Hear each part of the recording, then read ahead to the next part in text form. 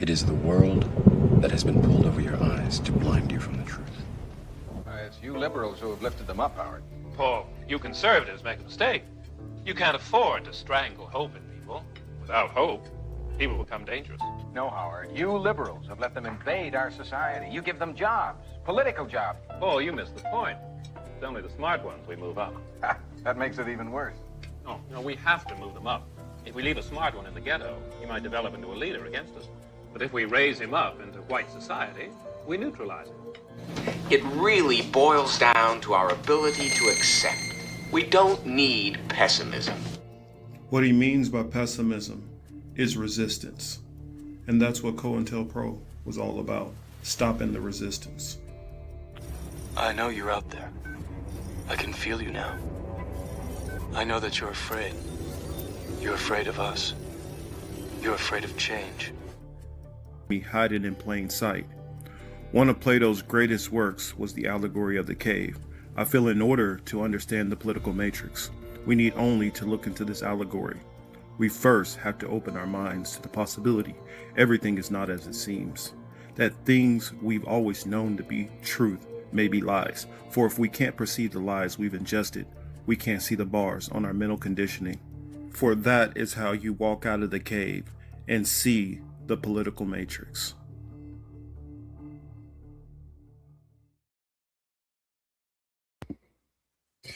Hello, everybody. Welcome to the Political Matrix. I am your host, Marcus, and Morpheus Cage. Teal is out this week. She's having a little fun, doing things that Teal likes to do. We bid her fun, and we look forward to her being back next week. But in her stead, I have a good friend of the show, Ed from GameDotFilm. We were on a panel together and talked about, hey, why don't you swing through? Well, he said, hey, you available? And I've been kind of wanting to have him back on, and we've kind of talked back and forth through DMs, on different stuff that he might be working on, and that he's, different book readings he's been doing, and some of the stuff he's wanting to plug and put out there.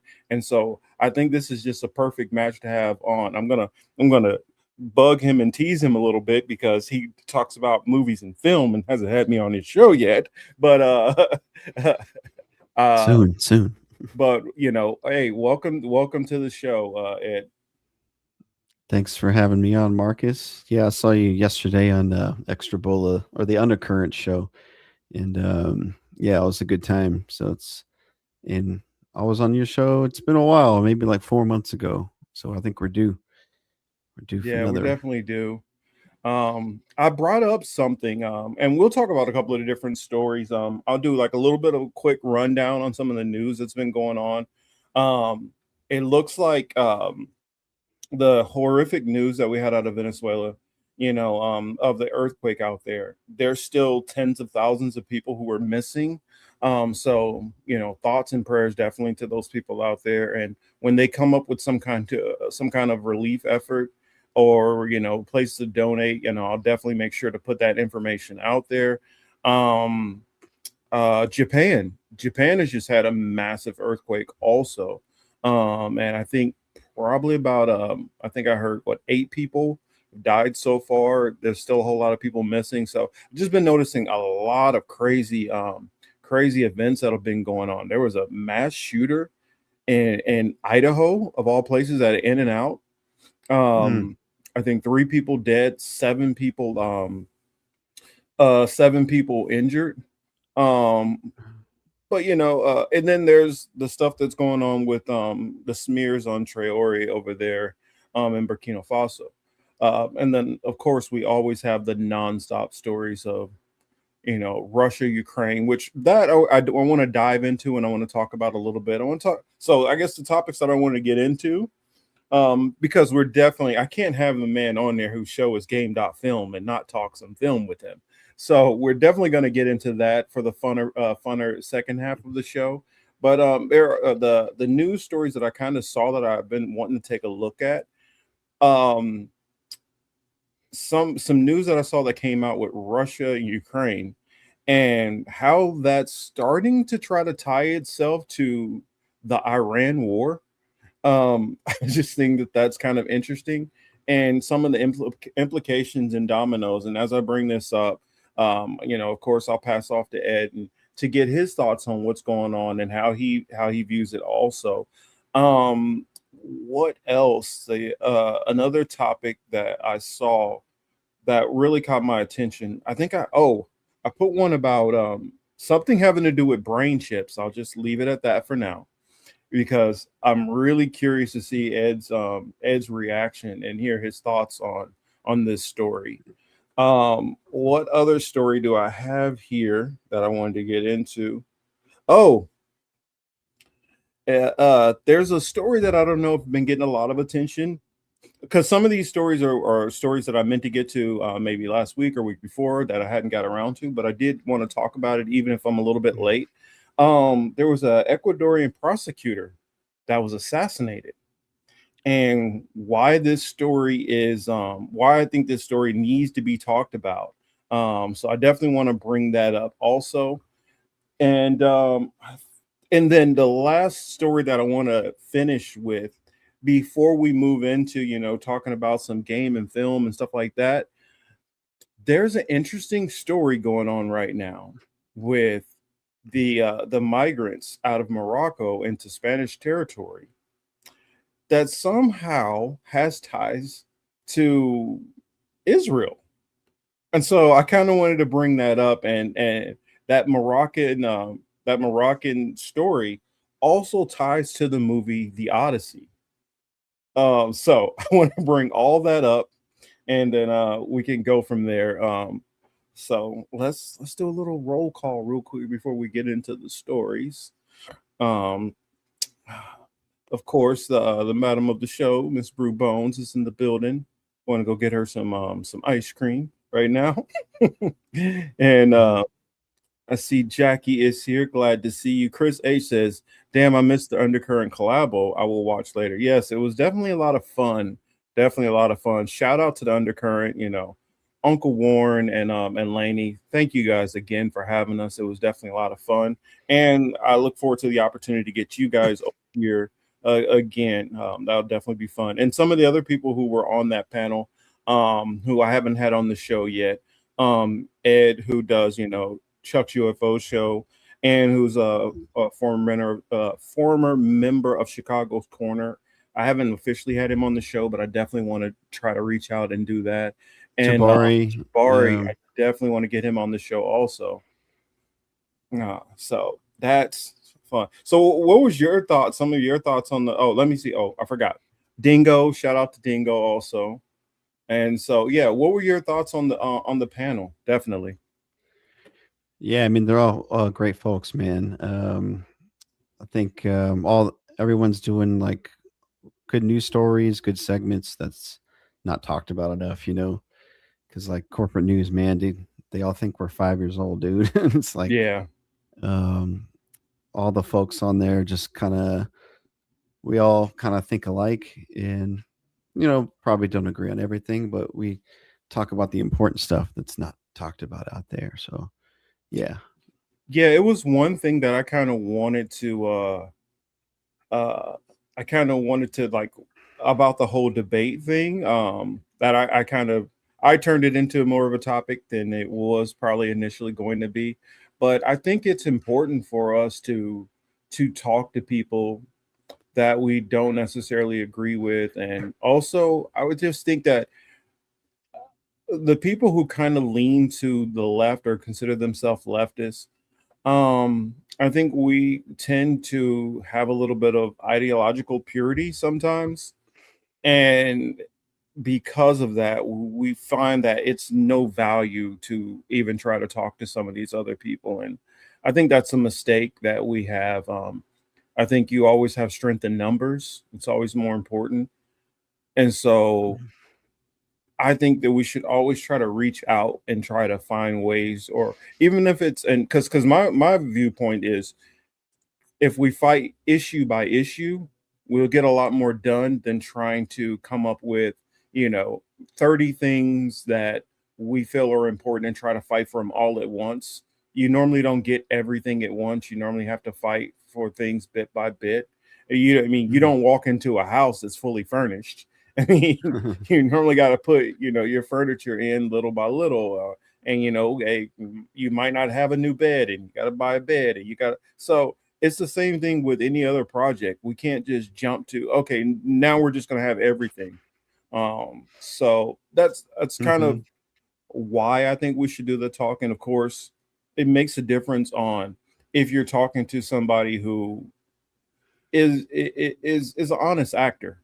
I mean, everybody's not an honest actor out there, and I don't encourage people to jump into those kind of conversations. But yeah, I think that we should have more convo and debate in a sense. I wouldn't even say debate, just more convo.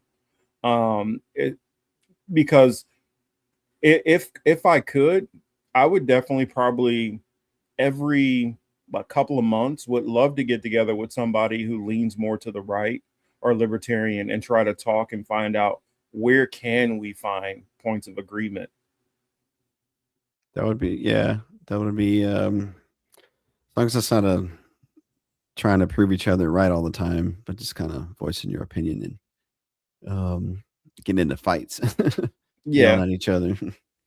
I mean, we get into fights and that's going to happen occasionally. Like I hate that a former friend of the show, we kind of things ended on kind of a bad note, and I don't think that I was trying to go at him in a negative way, but he definitely took it very personally. And after that stream, like he deleted like every episode me and the Political Matrix did on his show, and actually deleted a lot of his old catalog, and then blocked me and a bunch of us on all platforms.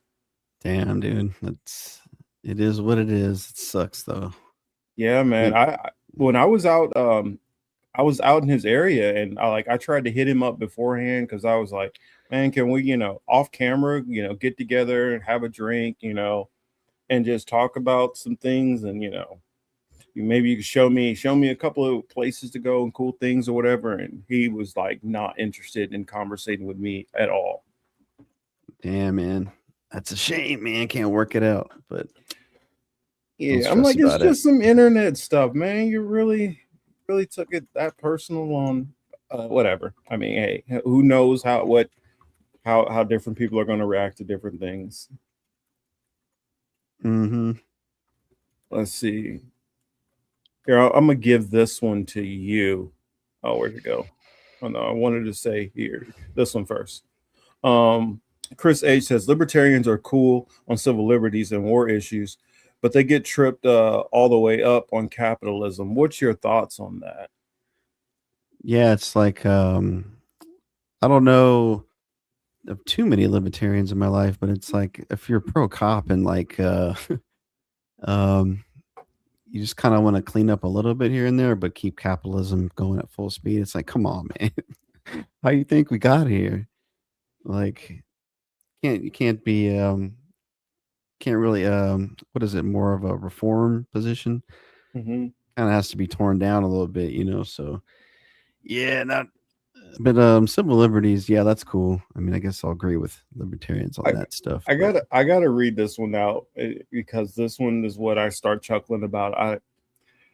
Oh Lord, bad cookies. This is what bad cookies had. Actually, let me click this so the chat will be streaming. See Wesley in the building. What's up, Wesley? Bad Cookie said, I wouldn't block you, Marcus. I would French kiss Marjorie Taylor Greene whilst rubbing baby oil on her broad shoulders before I block you, man. Wow. Yeesh. I mean, she might be down for it. And I can hook that up for you, Bad Cookies, if you like. Man, a little too old for my taste, but yeah. A little kooky. Little too on the manly side. That's what I'm thinking. I agree. But yeah, I guess let me start off on that first story. So for those who didn't hear, I don't know if anybody else has really caught this attention, but did you hear that Ukraine actually struck Iran? Mm-mm. I didn't hear Mhm. that.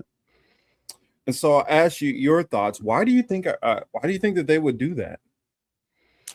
I mean, I guess they're part of the NATO gang, or they're part of like No, no, they're doing not part of Israel's. NATO.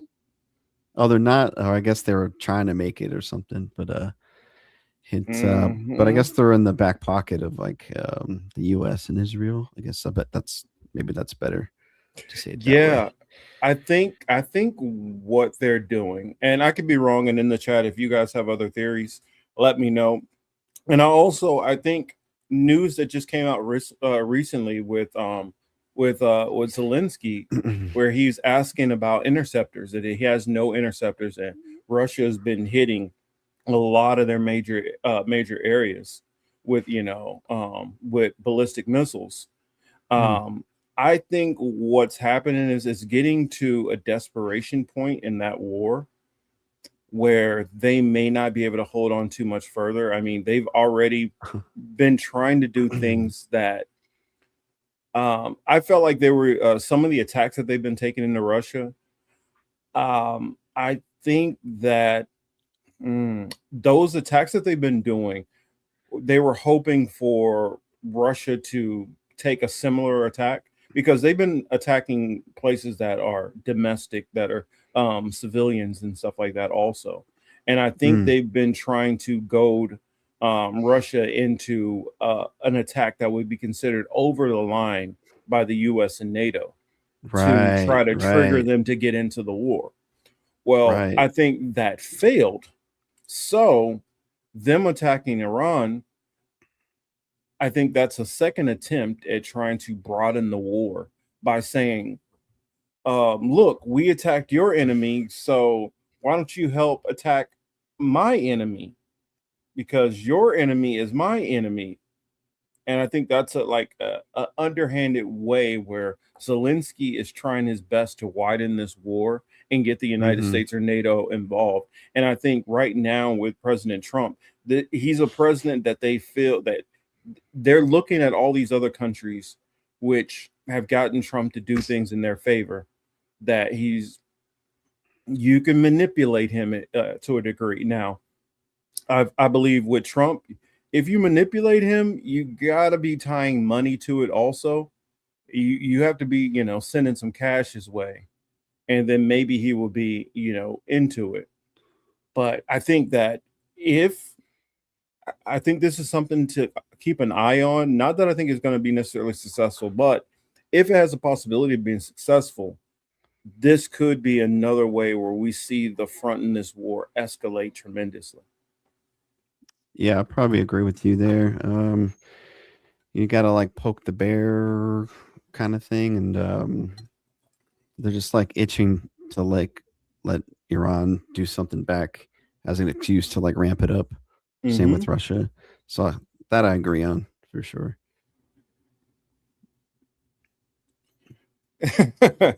Yeah, and somebody said they like that I didn't name names, but they're dying to know.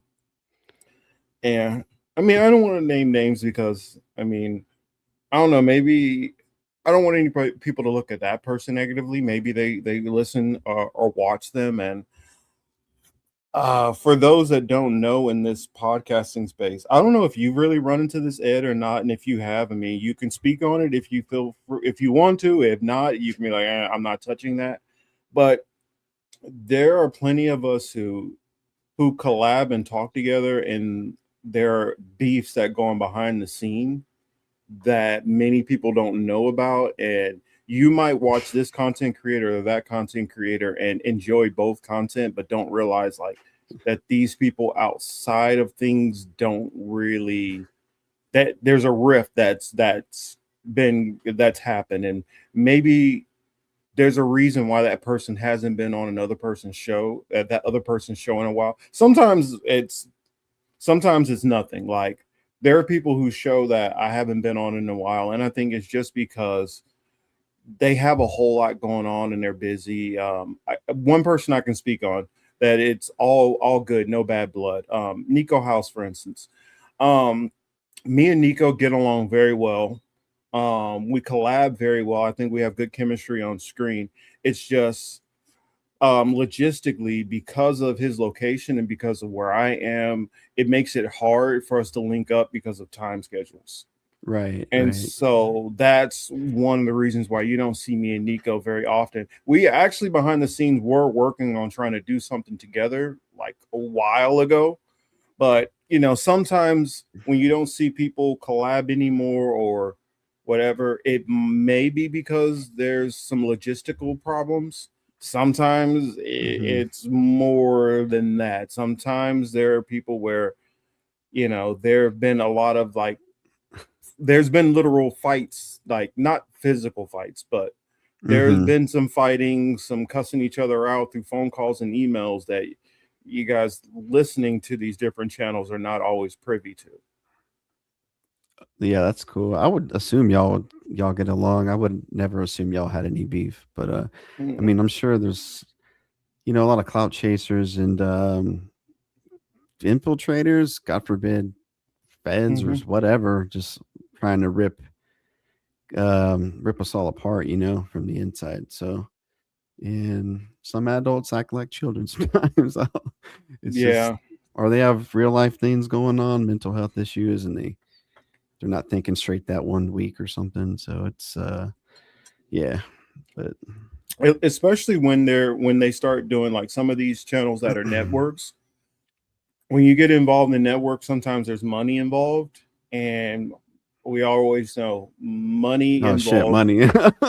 You know, Uh, it can always tear apart some of these partnerships. So I'll leave it at that on that topic and not touch any more on it, because I do know of a situation where it's literally like it's like civil suits and stuff like that involved. So some of these situations are you know it's a small reason why people aren't working together, and some of them is a big reason. So we'll leave some it at people that. just don't like people. They just Yeah, I like mean, I do pest uh, control, dude, and I see like 10 houses a day, and there's just that one customer that just they don't like me. They just for some reason just don't vibe with you or just don't like you. Period. well, It's yeah. like out of left field, but it's weird. There's some people that I don't have a problem with, but also I don't see how what I do like works well. They do, and or what we're talking about is just so massively different. I don't know how to like, you know what I'm saying? It's like trying to do double dutch and not know where to jump in. Mm-hmm. Yeah, Some I people, it's agree. just not a natural gelling. Mm-hmm. All that jelly, but no toast. Training And day.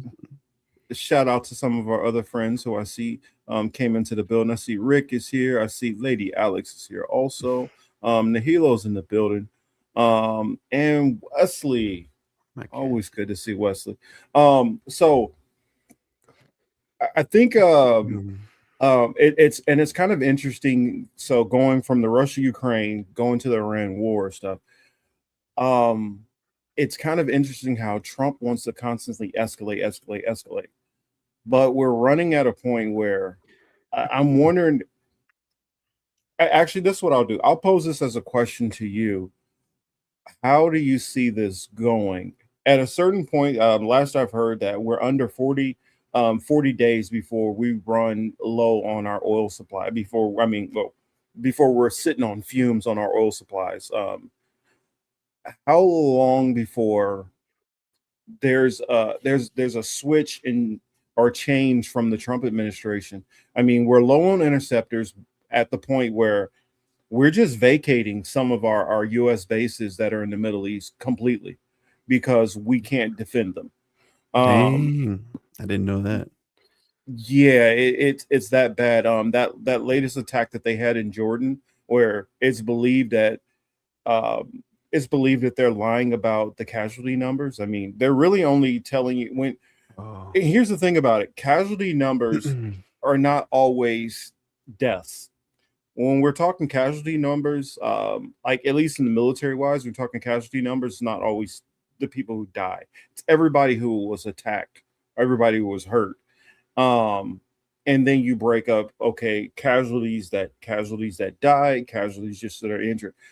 We're only hearing about like, oh, we've had this many troops that have died. We're not hearing how many are getting like, injured, like, to the point where, okay, they need to be processed out of the military and they're just going to be on medical, be a medical Yeah. retirement because their disability is now going to be so massive. We're not hearing about all of these injuries that are happening. Also, I also think that they're actually lying about the amount of soldiers that we have dead on top of that. And so Friendly fire, AWOL. I'm sure there's definitely plenty of that going on too. But Yes, that's like that. I'm always curious what they're not telling well, you. I think when they're saying that we have 3 dead, I think that what about the ones who are on life support who end up dying a couple of days later? That, okay, we've moved on from that story and we're not talking about it anymore. I think some of Hmm. those casualties have definitely been hidden, where just like if it was a mass shooting, like I brought up about that mass shooting in and out in Idaho. Uh, yeah, a couple of days later, if a 4th person dies, the news reports that. On some of these things, they're not reporting that, and that's something I've known the military for a long time to not do. I would say since the early days of the Iraq War and Afghanistan War, they haven't like did follow up casualty counts. Mm-hmm. So I wonder how many troops are actually dying. I know that we're low on interceptors also, and that's something that Zelensky was asking for.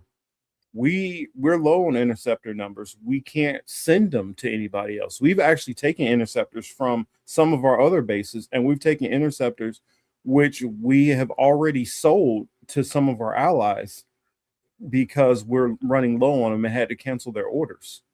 So Hmm. I don't know how we would send these to Ukraine, being that most of them are going to Israel.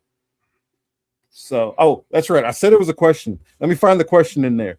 With Mm-hmm. all that I said, how long do you think this goes before the Trump administration has to accept the reality of things and come to a surrender? I mean, ceasefire.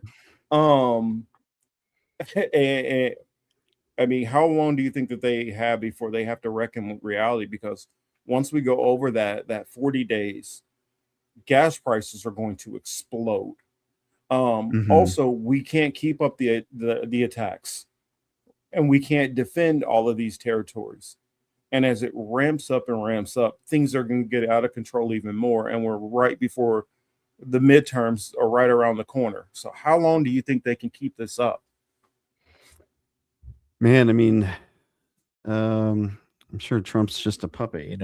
War is big business, so you got to keep that money train going. It never stops. So, but it's like the American people, with so much information out there, you know, we're gonna find out or get privy to it. But so many people are misinformed, and corporate media is pretty good at, sweeping things under the rug. So it's like, I don't know, man. Like maybe Trump crashes and burns and looks like a total fool, and gas prices and standard of living goes even way worse, and then they just play that card like, oh, Trump's a failure. Let's bring in the next puppet. You know what I mean? So I mean, I hear what you're can't really saying.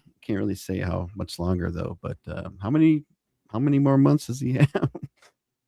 I mean, well, I honestly think that no matter what Trump does, he's going to end up being a lame duck after this session, because I think he'll definitely lose the House. And well, it's not like he's been used. It's not like he's been trying to push legislation anyway.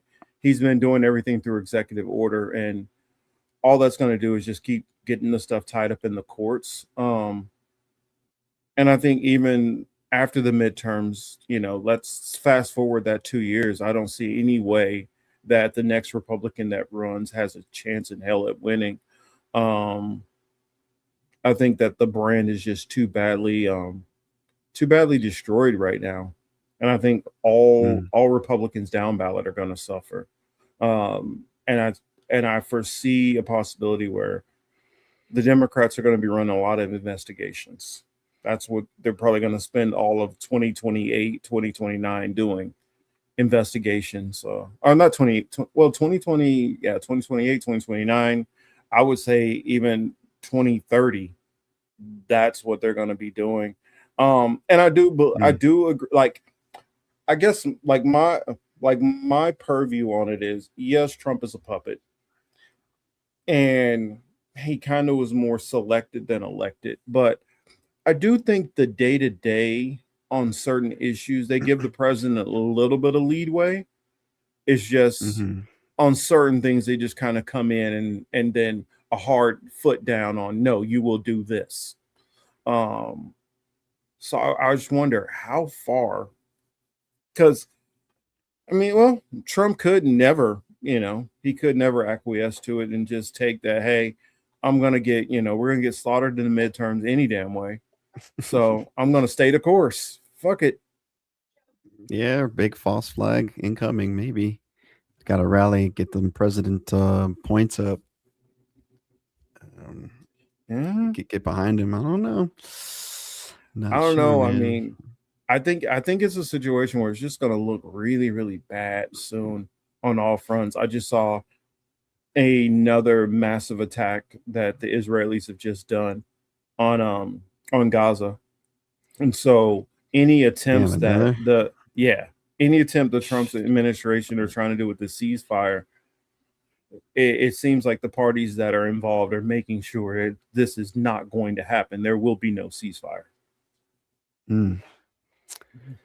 Yeah, I mean, I don't think there ever will be on that one. They're not stopping until it's just all theirs.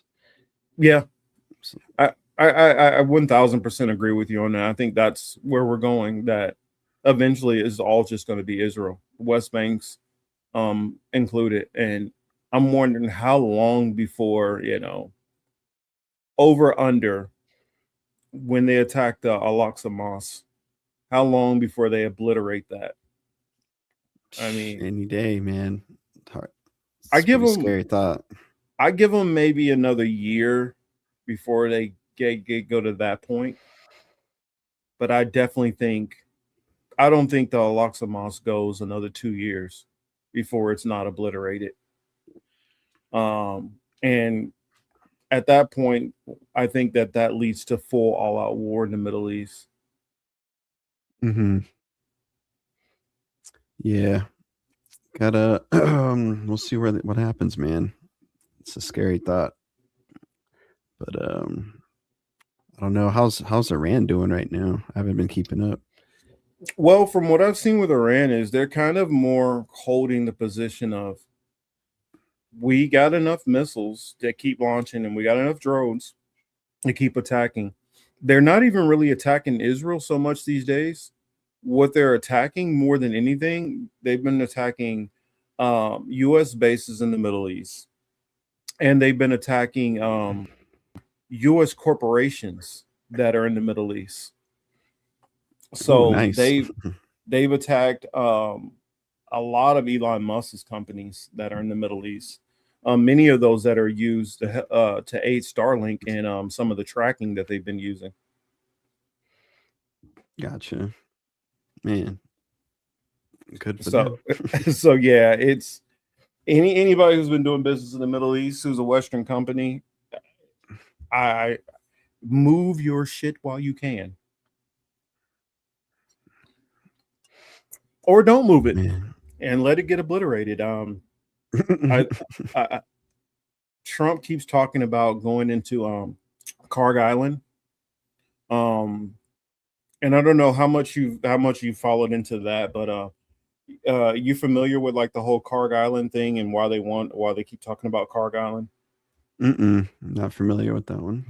Well, is Karg Island is one of Iran's. It's kind of more where their refineries are, and what they use, and the refineries are a big part of um, their domestic economy.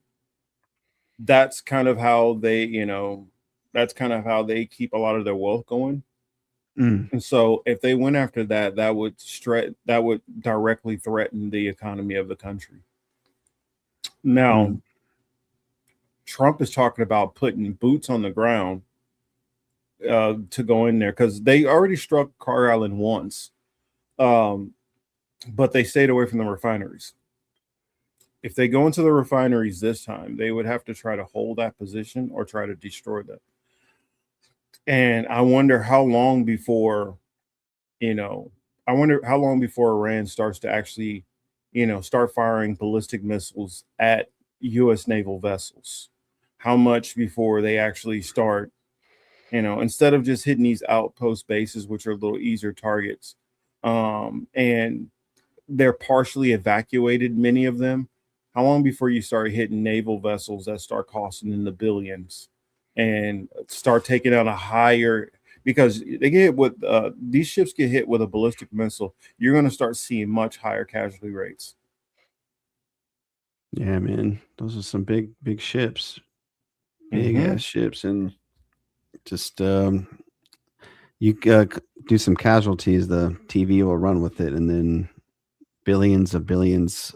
Oh, let's build some more bombs. We gotta justify to go after them even more, like full out World War III type of shit. But that's where I see us going. I mean, and in all honesty, to anybody, if they've watched, my coverage on any of this stuff, I've been talking about we're heading towards World War III, 4, going on what, say 6 years now.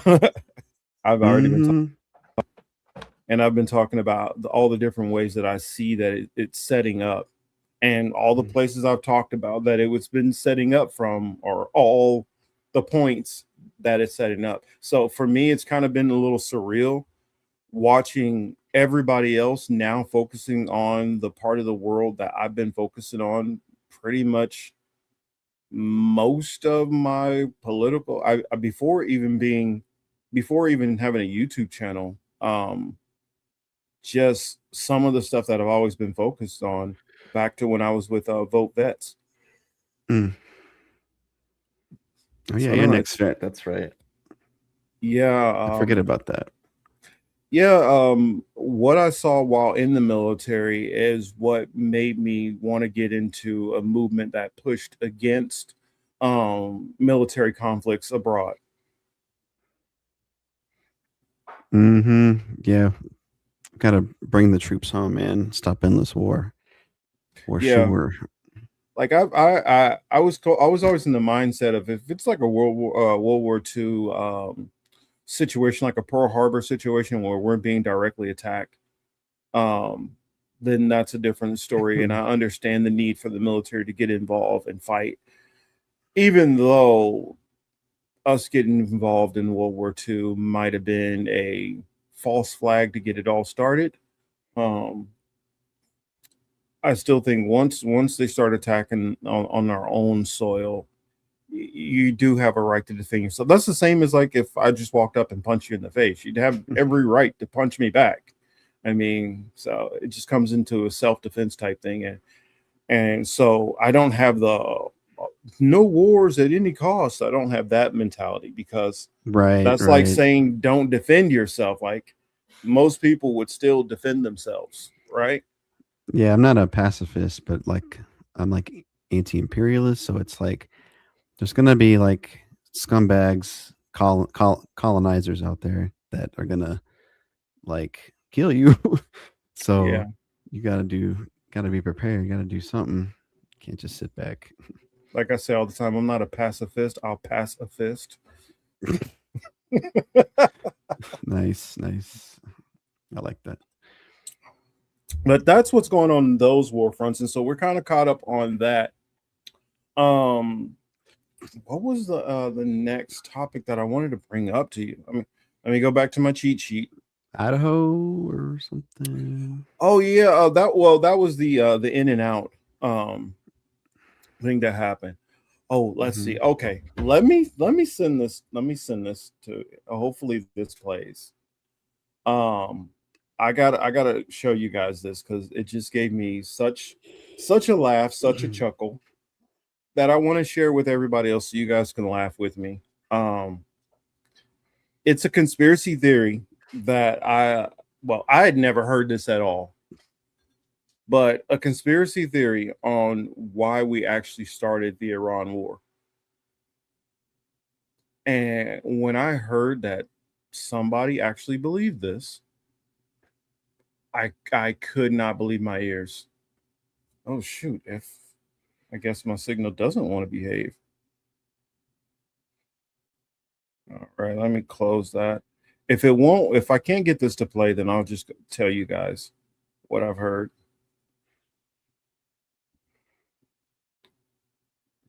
Well, let's see. Make sure that my Wi-Fi is not on. Okay, my Wi-Fi is not on.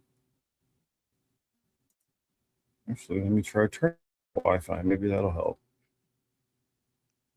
I don't know. I've been trying to hardline in, so hoping that works better. So I did a little speed test, and my speed test was a little down. So let me close that and try it one more time. If not, I'll just tell you guys. But you ever watched The Daily Show? Like Jon Stewart or some shit, or well, now it's what's his name? Noah Josh or something? It's Josh something who's now doing The Daily Show.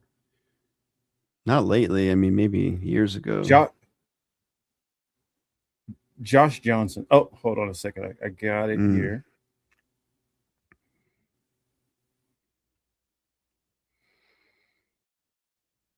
And so I got it. So let me show you guys. Let me show y'all this because I know many people after Jon Stewart left years ago, it went to Trevor Noah for a while. A lot of people didn't like watching it. And now it's Josh Johnson, I believe. So let me just share this with you guys because this was freaking hilarious. Every now and then we need a little laugh, right? So here I'm gonna mute up and play. Wrong is because of the Stargate. Oh, I was going to say oil. Yes, there's the oil, but what I know is Iran sits on a Stargate. Stargate, like the Kurt Russell movie? Yeah.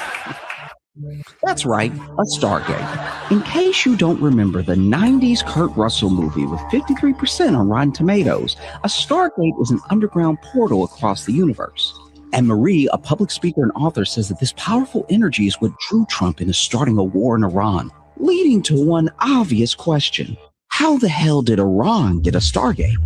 What happened 12,000 years ago when Atlantis fell? Wait, what does Atlantis have to do with Stargate? Iran's Stargate 10, it closed because of the civilization of Atlantis, that a lot of souls now on planet Earth have a thread from that timeline. So we are now returning back on the spiral, but from a higher state of consciousness. I mean, this is actually a clearer perspective on why the war in Iran is happening than we've been getting from the Trump administration. Yeah. So now we have to open up the Stargate and the Strait of Hormuz. Right, yeah. But some Iran experts have more out there theories for the war. The president made a series of decisions that I think are probably mistakes about the best way of dealing with Iran's nuclear program, missile program, support for terrorist proxies, and human rights related issues. That is the reason why we are in a conflict with Iran today. Do you think the Trump administration has reasons for war that they're not sharing? Well, I mean, if you're talking about the nuclear program. I am talking about a energy source, perhaps under Iran. I think the word you're reaching for is oil. And are you reaching back to our historic animosity, or? I'm talking about Stargate, man. Okay. What about Stargate? You're an expert, and you know about Iran. Yeah. You got to know about the Stargate. Well, I've seen the movie. If we're talking about the movie. No, underneath Iran is the Stargate. It's this like millennia old energy field. And the war is really about that, right? No. The real reason that we are at war with Iran is because of the Stargate. I don't know. I just wanted to have a little fun with you. What did you think about that? I mean, I was laughing because that's what I thought of the Kurt Russell movie.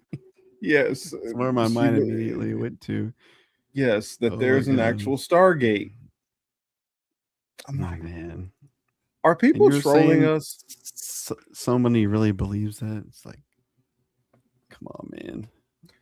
Well, I mean, the one I told Till about last week, or was it last week or week before, about the whole Atlantis and the Atlantean thing. I don't know. Have you heard about that? I don't think so. But There's a movement of people who believe that that the people of Atlanta actually originate from Atlantis because Atlantis was originally where Atlanta is. Thus, how Atlanta got its name because it was actually Atlantis. wow. Whew. I'm a loss of words on that one, dog. I don't know. I mean, hey, this is the stuff that I don't know. Obviously, you have not been spending enough time going through these TikTok streets. I mean, YouTube rabbit holes. Now there's like TikTok rabbit holes where the videos are shorter and more addictive. It's like, Jesus, I can see people just going down spiral. Yeah, between Crazy shit. TikTok and X right now, I think everybody's losing their fucking minds. X is bad just because I feel like that algorithm is just they bury everything. I mean, it's any social media site, but X is really bad. And the AI shit is I immediately scroll past the AI stuff, man. God, that's a real headache and just scary looking when some AI videos just they don't even try hard. Just looks Yeah, I like just stay away from it because it's so X now has become 4chan. no, I don't even look at the main timeline. I make a bunch of lists. I've got my lefty group one, lefty content creators, movie content creators, a little bit of sports, and I just click those lists and just check out my moods, or what I'm really into. Like the main timeline, never ever don't look at the main timeline. No more. It's bad for you. Wesley's like, Elon got you calling it X. Honestly, they should just call it Elon's triple X because you just put anything on there. Like anything Yeah. on there. Like in US Steel became like it's just called X or something. Like that's what Elon's trying to emulate. It's like, come on, cornball. He wants to make everything X. I don't know what the dude's fucking weird problem is with that X, but I still he call it thinks Twitter, it sounds man. cool. Still call it Twitter. Yeah, yeah, I agree with this one right here. I don't get on there because it's toxic as hell. It is just a lot of garbage people on there. Now, if you're one of the people who you're getting on there mainly for sports or you're getting on there for film and all that, I can Breaking see it. news. Breaking news is really good because you follow the right journalists, they break stuff like within seconds. Yeah, but there's so much fake stuff on there, and there's so many people True. putting everything as a breaking news story. That's true. I just try and follow the right people and block or unfollow the others. Like I honestly feel like he took that, and that's something that I think hopefully happens, that he's forced to have to sell it. I'm hoping he's forced to have to sell it. I know a lot of people hated some of the censorship that they got under Jack Dorsey, but it at least felt like there was some attempt to try to like color within the lines to a degree. Like you couldn't just like take a story that was from 10 years ago and pretend it's a new story and go out and just push that around and it get millions of views. Like there was a degree of that, but it would still get like stopped. Like I still felt like the media before that would either lie by omission, like they just wouldn't tell the whole story or only focus on certain stories that they wanted to be a point and ignore everything else that was going on. But at least you were allowed to to talk about that. And then there's another thing. People who you wanted to follow on there, you heard what they were posting out. If you were posting something out, I would be able to see what you're posting. Now I'm getting fed people who I don't give a damn what they think. I don't want to hear anything they have to say. In fact, there are big right wing accounts on there which I have blocked that they still show me their stuff. Right? That's fucking bullshit, man. They want you outraged as much as possible. Look at your screen just a little bit longer. Get a little more angry. I have Elon Musk blocked, and I still see all his shit. Like, I don't care about your opinion. I don't want to hear none of this. I know your only goal is to just aggravate and piss people off and then rile up your racist base. I know that. Mm-hmm. You guys Did you can see go what do your Elon said? I'm like, dude, Yeah. no. Yeah, I'm like, go there's- do your racist bullshit over there. I don't want to be involved in it. Mm-hmm. Fuck that. And then but- you can't, and no matter what you talk about on there, you can't post anything. Well, at least for me, I can't post anything, or I can't read through anything that's close to black. It don't even have to be black related, where you're gonna hear the N-word thrown or some racist comment. Within, you can count maybe 4 or 5 comments. Racist There's comment. bots that it's an auto N-word reply. It's just Mhm. automatic. It's I think a lot of it is burner accounts from like actually racist people who just want to hide too. that is true, actually. It's even worse. But yeah, it's still a good tool, man. Twitter's still a good tool. Like I have a dedicated list for like a dozen Palestine accounts, and I just take 5 seconds to log in and like and retweet a big Palestine story or tweet and a GoFundMe, so there's still some good things to do with it.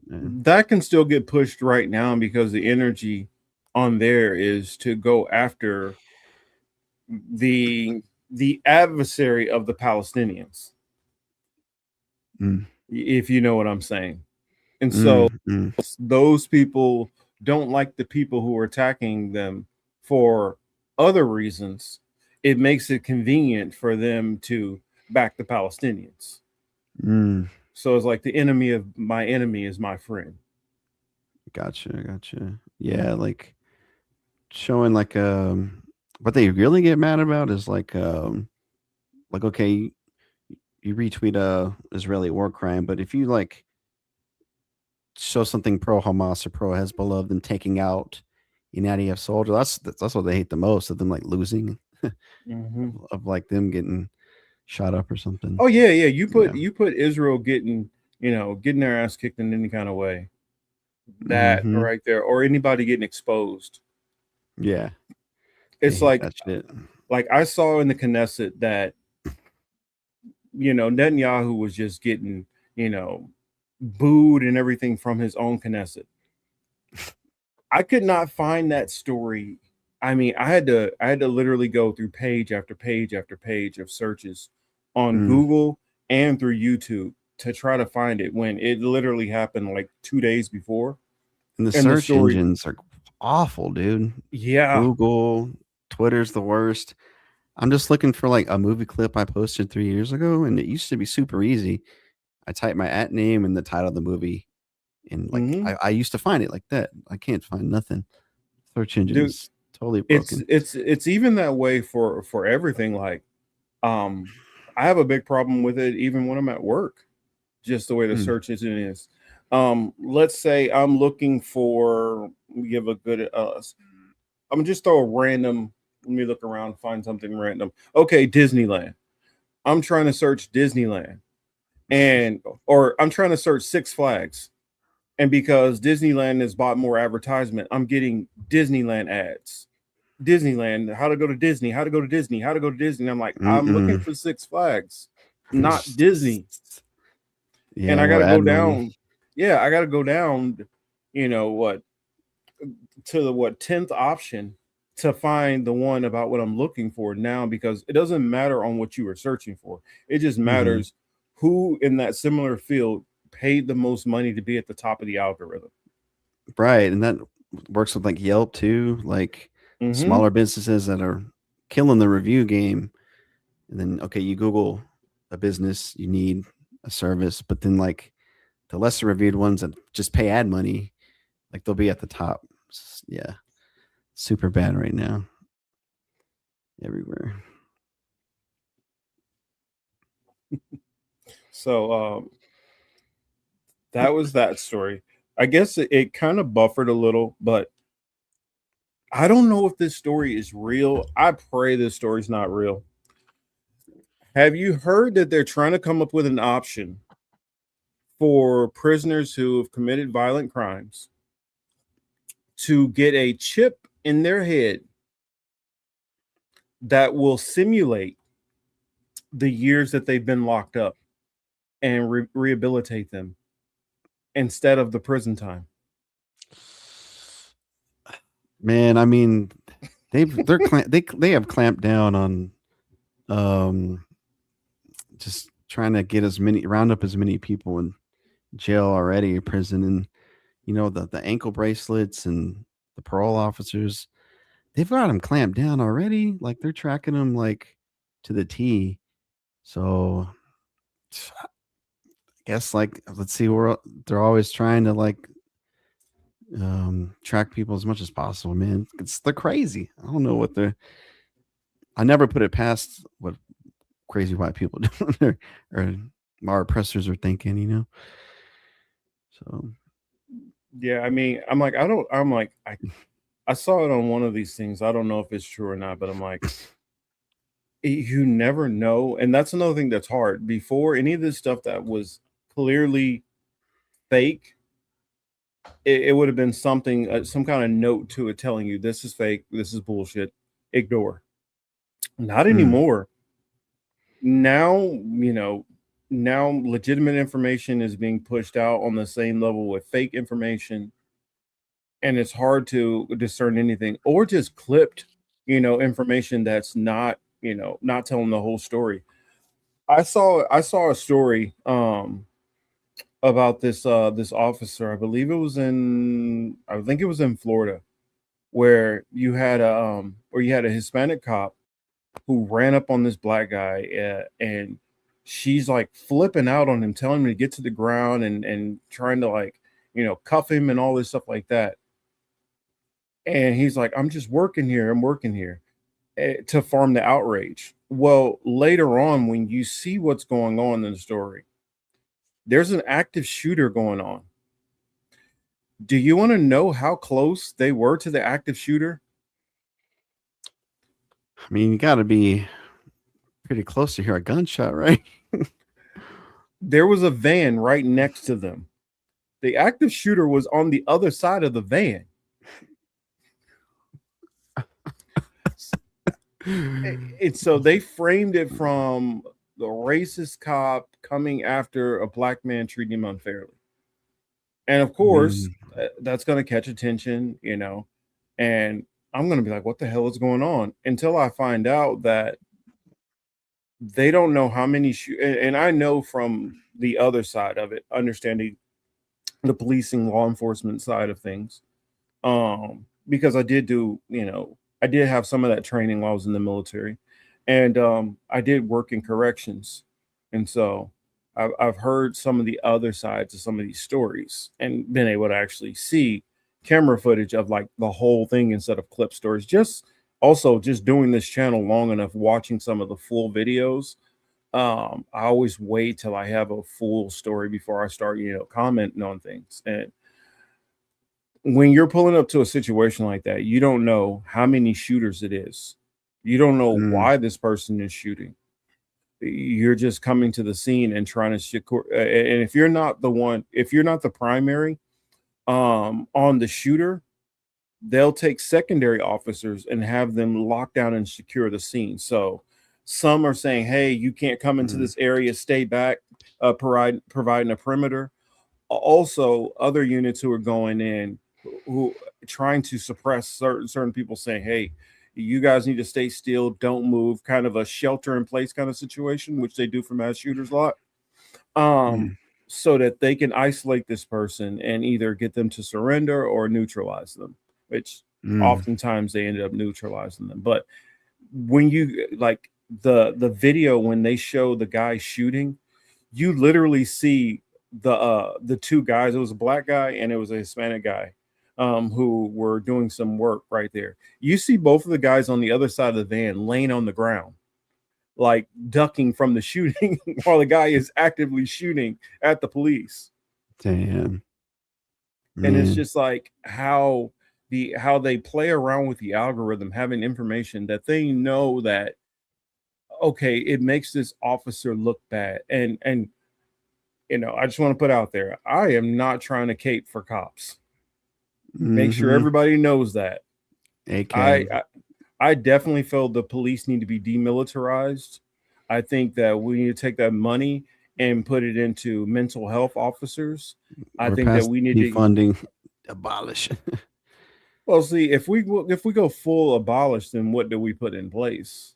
Yeah, I guess it's more of a dream, but absolutely defund. Yeah. Yeah, I say what I always say is I say demilitarize, because we still need a certain form, but do we need them all riding around in fucking tanks and all the equipment that they have? No. Stopping speeders, harassing homeless people. Yeah. Yeah, that kind of stuff needs to go away.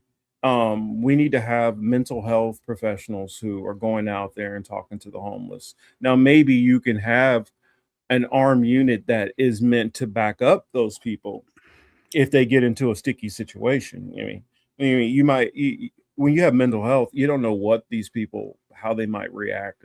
Somebody might think that you're aliens who are coming to fucking attack them, and they start attacking you. So you might need somebody to run in there and hey, subdue this person. I'm not talking about come in and put holes in them, but at least just kind of get them to the ground. Buddy, calm down, relax. We're not here to harm you. They don't de-escalate nothing.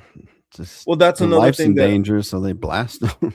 Well, that's another thing that I would put a lot of money into. Like, it's crazy when you understand how the military works and you spent time criticizing the military, like I did myself being former military, and then you compare the police, compare the military to the police.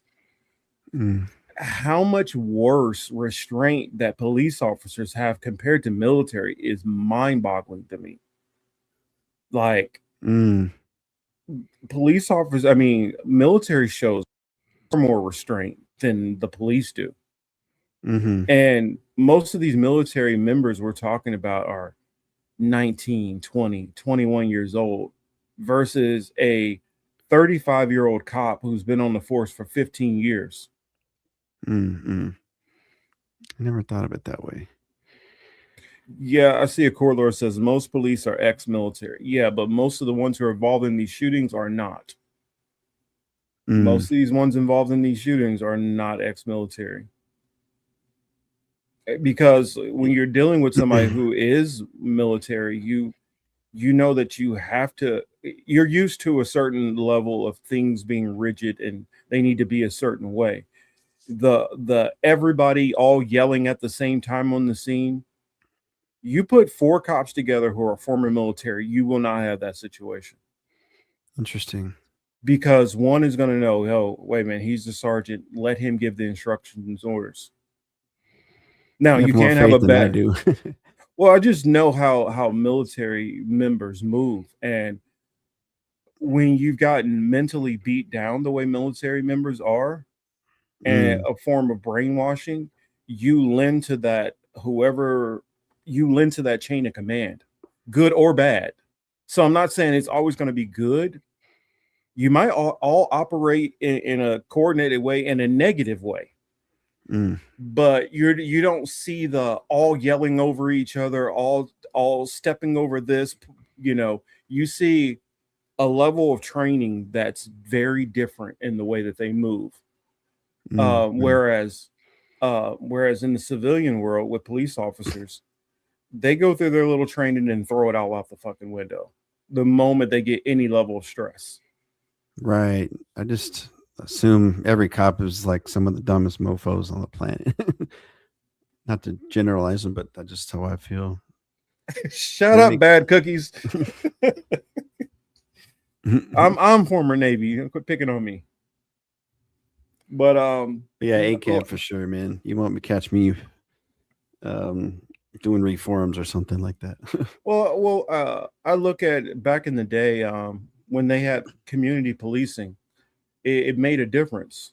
Um, when you're doing community policing, you know the people in your community. You go up and try to talk to them. You have more humanity towards those people in your community. And like I heard a statement, uh, and it's from a show, but granted, the show was from a cop.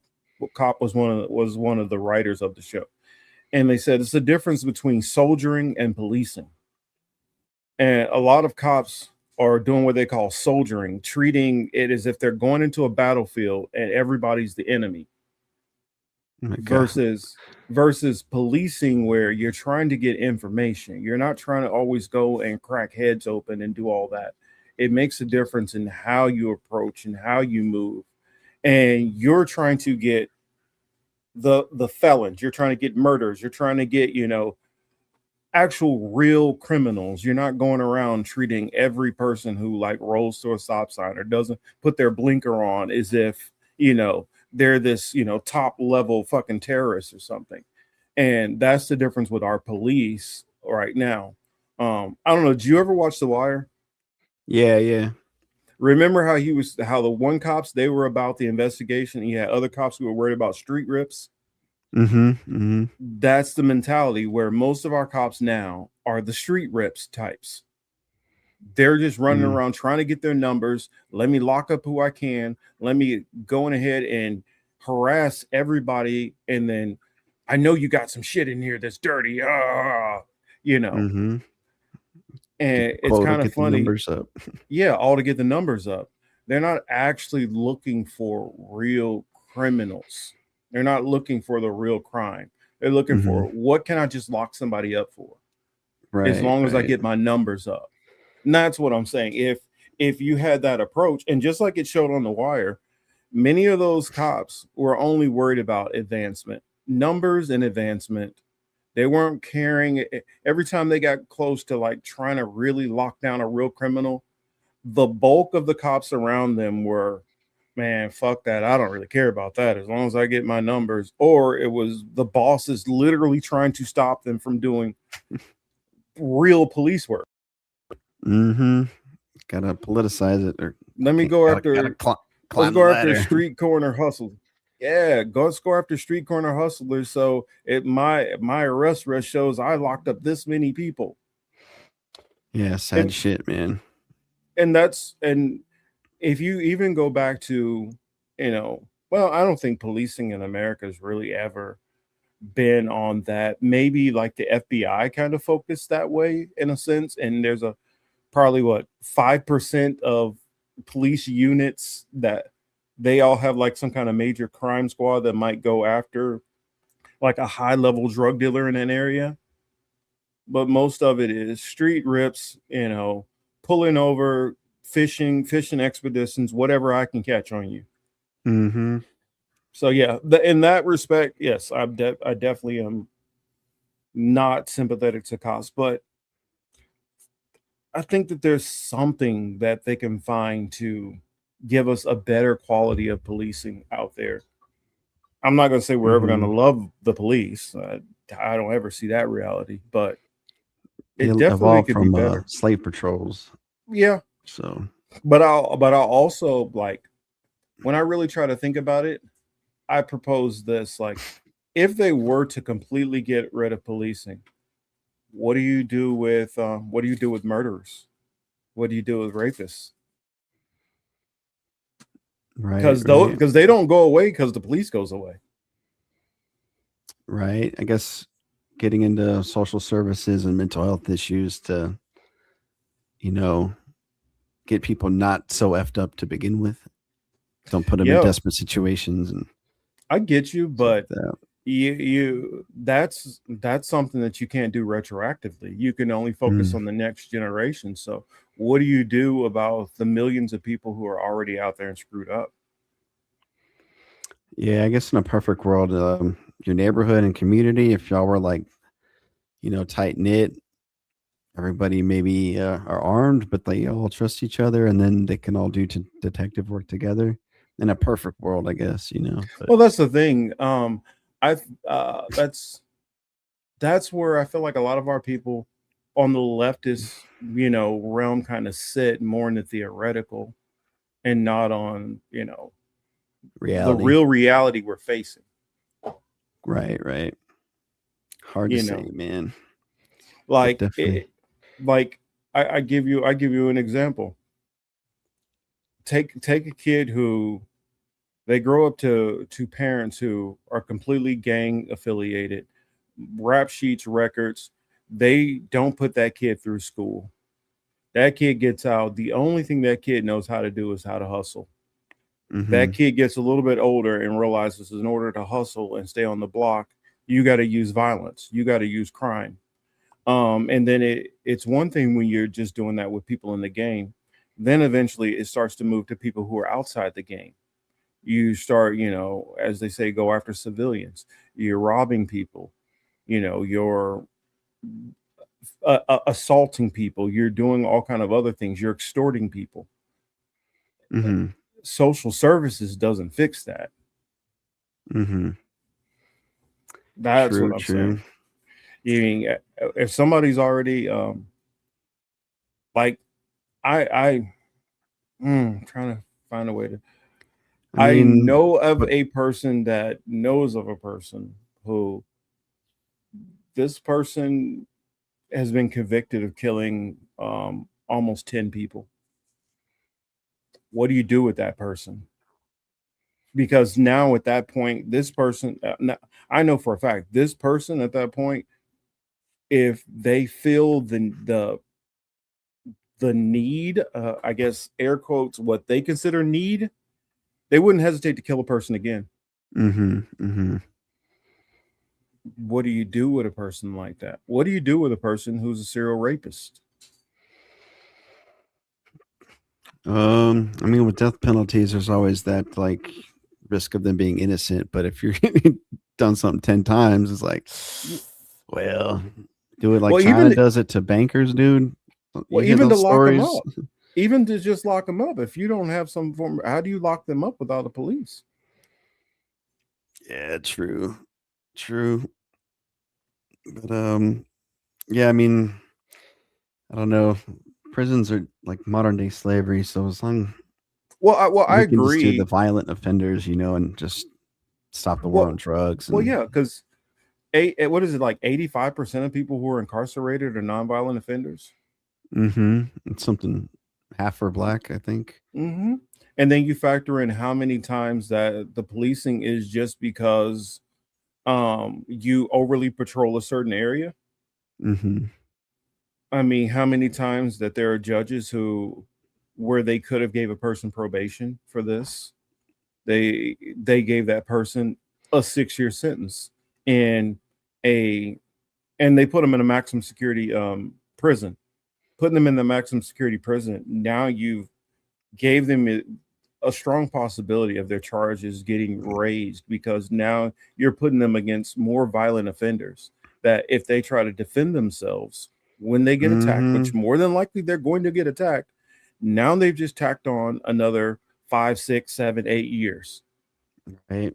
Now you've taken somebody who probably should have gotten some probation, community service for what they did, to now somebody who is possibly about to become a hardened criminal. Yeah, I mean, that's some sad shit. Just you're forced to take a deal. Like you have to wait months in jail if you like want to like fight it out, or a year or two. So you have to like take a deal and like, okay, I'm not guilty, but like I'll take it. It's like, but then it's on your record for sure. And, yeah. And then once it's on your record, how hard is it to get employment after you're out? And just shameless plug. I was doing I do some book readings on my channel, and I was reading Prison Nation right now. I've only read like 2 chapters, but it's like a collection of like dozens of stories and around newspapers and magazines, and just a compilation of mass incarceration. So yeah, it's a really good book. It's a really good book. I've read it. it's another book that I remember that's a little older than that one, and it talked about what was his name? The guy who was experimenting on prisoners. Man, he was experimenting on prisoners, and it actually, Dermatology guy. yeah, He yeah, was like, yeah, I made a video. yeah, yeah, yeah, Name yeah. it. It led to a lot of the modern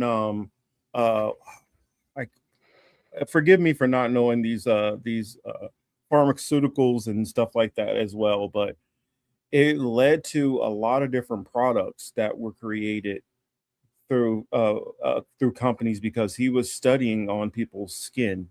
Exactly. Yeah. He's like, oh, hell yeah. Look at this. Like, Mm-hmm. look at this lab rats I can test on. I'm going to make bank. If Yeah, they and get sick or die, he had a comment similar to the one in that book. I can't remember who says it in that book, but basically talking about the acres of skin. That's it. Yeah, that guy. Yeah, yeah. Mm-hmm. Yeah, And man. so he saw it as, this is just wide open territory for me to fucking just experiment on people. Yeah, medication, Haldol or something. Yeah, Shit's really fucked up. there's so much medication that came from that. Let me see. Is that the name, Joseph Mendeli? I don't think that's the guy. Let me see if that's him. I'll recognize his picture. I recognize his picture once I see him. If you Google prison dermatology testing or prison testing, he'll come up. If you Google that. Because I want to say Bausch and Lomb and all them, they use not Bausch and Lomb. What is it called? Let me see. I'll look it up right now. See, prison dermatology. I probably should be typing on my laptop, but I'm so used to using my phone over my I think it was in Well, the it sure 70s. wasn't Dr. Kevorkian. Yes, it was in the 70s. Oh shoot. Be quiet. It's a silver alert. Somebody's grandmother's wandered off. What is it? Let me look it up. Acres of skin.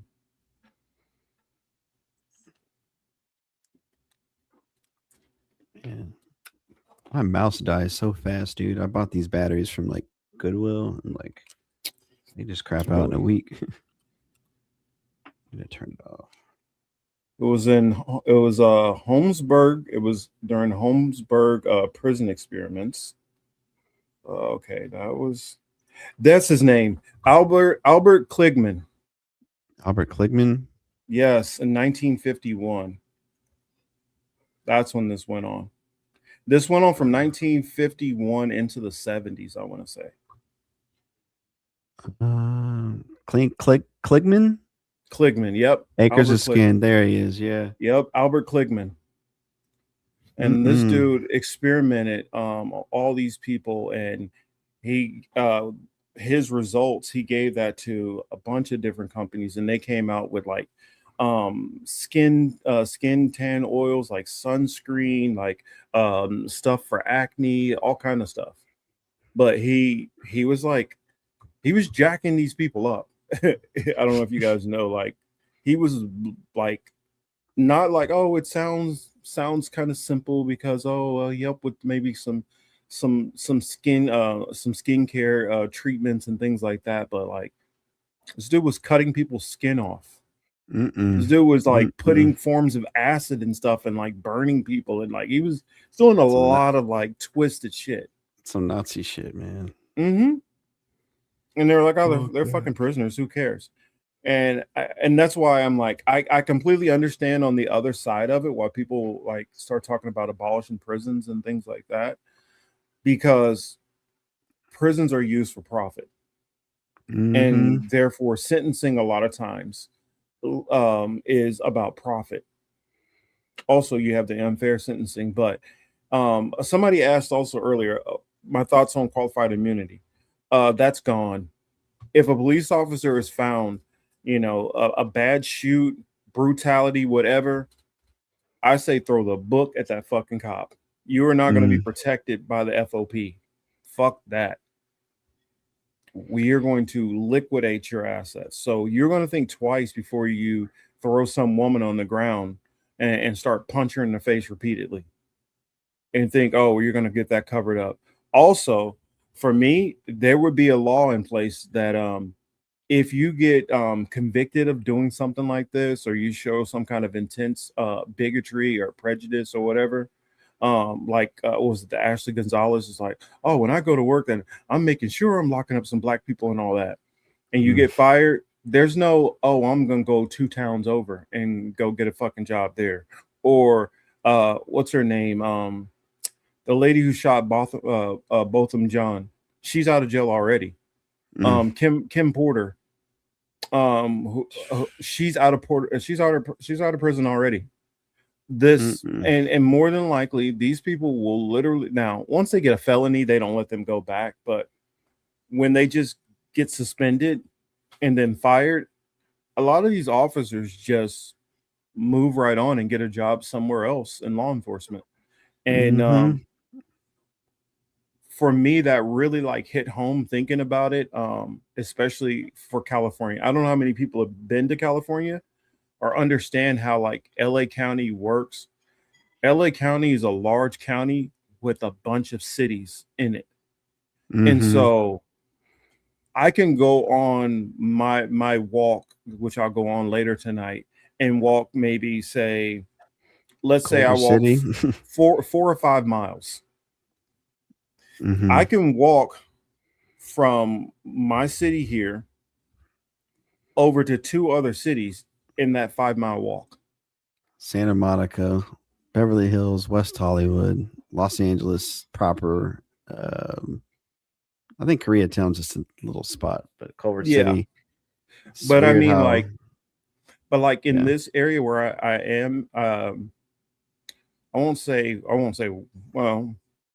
where I work or what city I work in, but the surrounding cities I drive around on a regular basis, like you have what, Bell, you have Huntington Park, you have Watts, you have Linwood, you have Long Beach, you have Southgate, you have Downey, all of these areas, all of this is within like 10 miles of each other, all different cities. So you have different police force for all of these different places.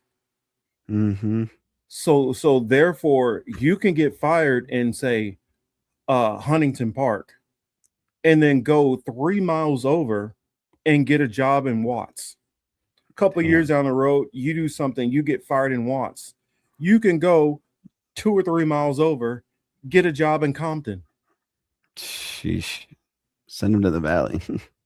And so that's what I'm saying. You can literally keep moving right around, as long as you're not sheriff's department where, okay, you're for the county. Now you'd have to move to another county. But like in a city like this, you could run into that cop who brutalized you. A year down the road, after that cop has been fired, sued, all this stuff like that, be in the next town over in Downey and run into that same fucking cop again. Sick shit, man. So you walk 5 miles. Yeah, I'm trying to get in shape, Bad Cookies. I'm trying to lose some weight.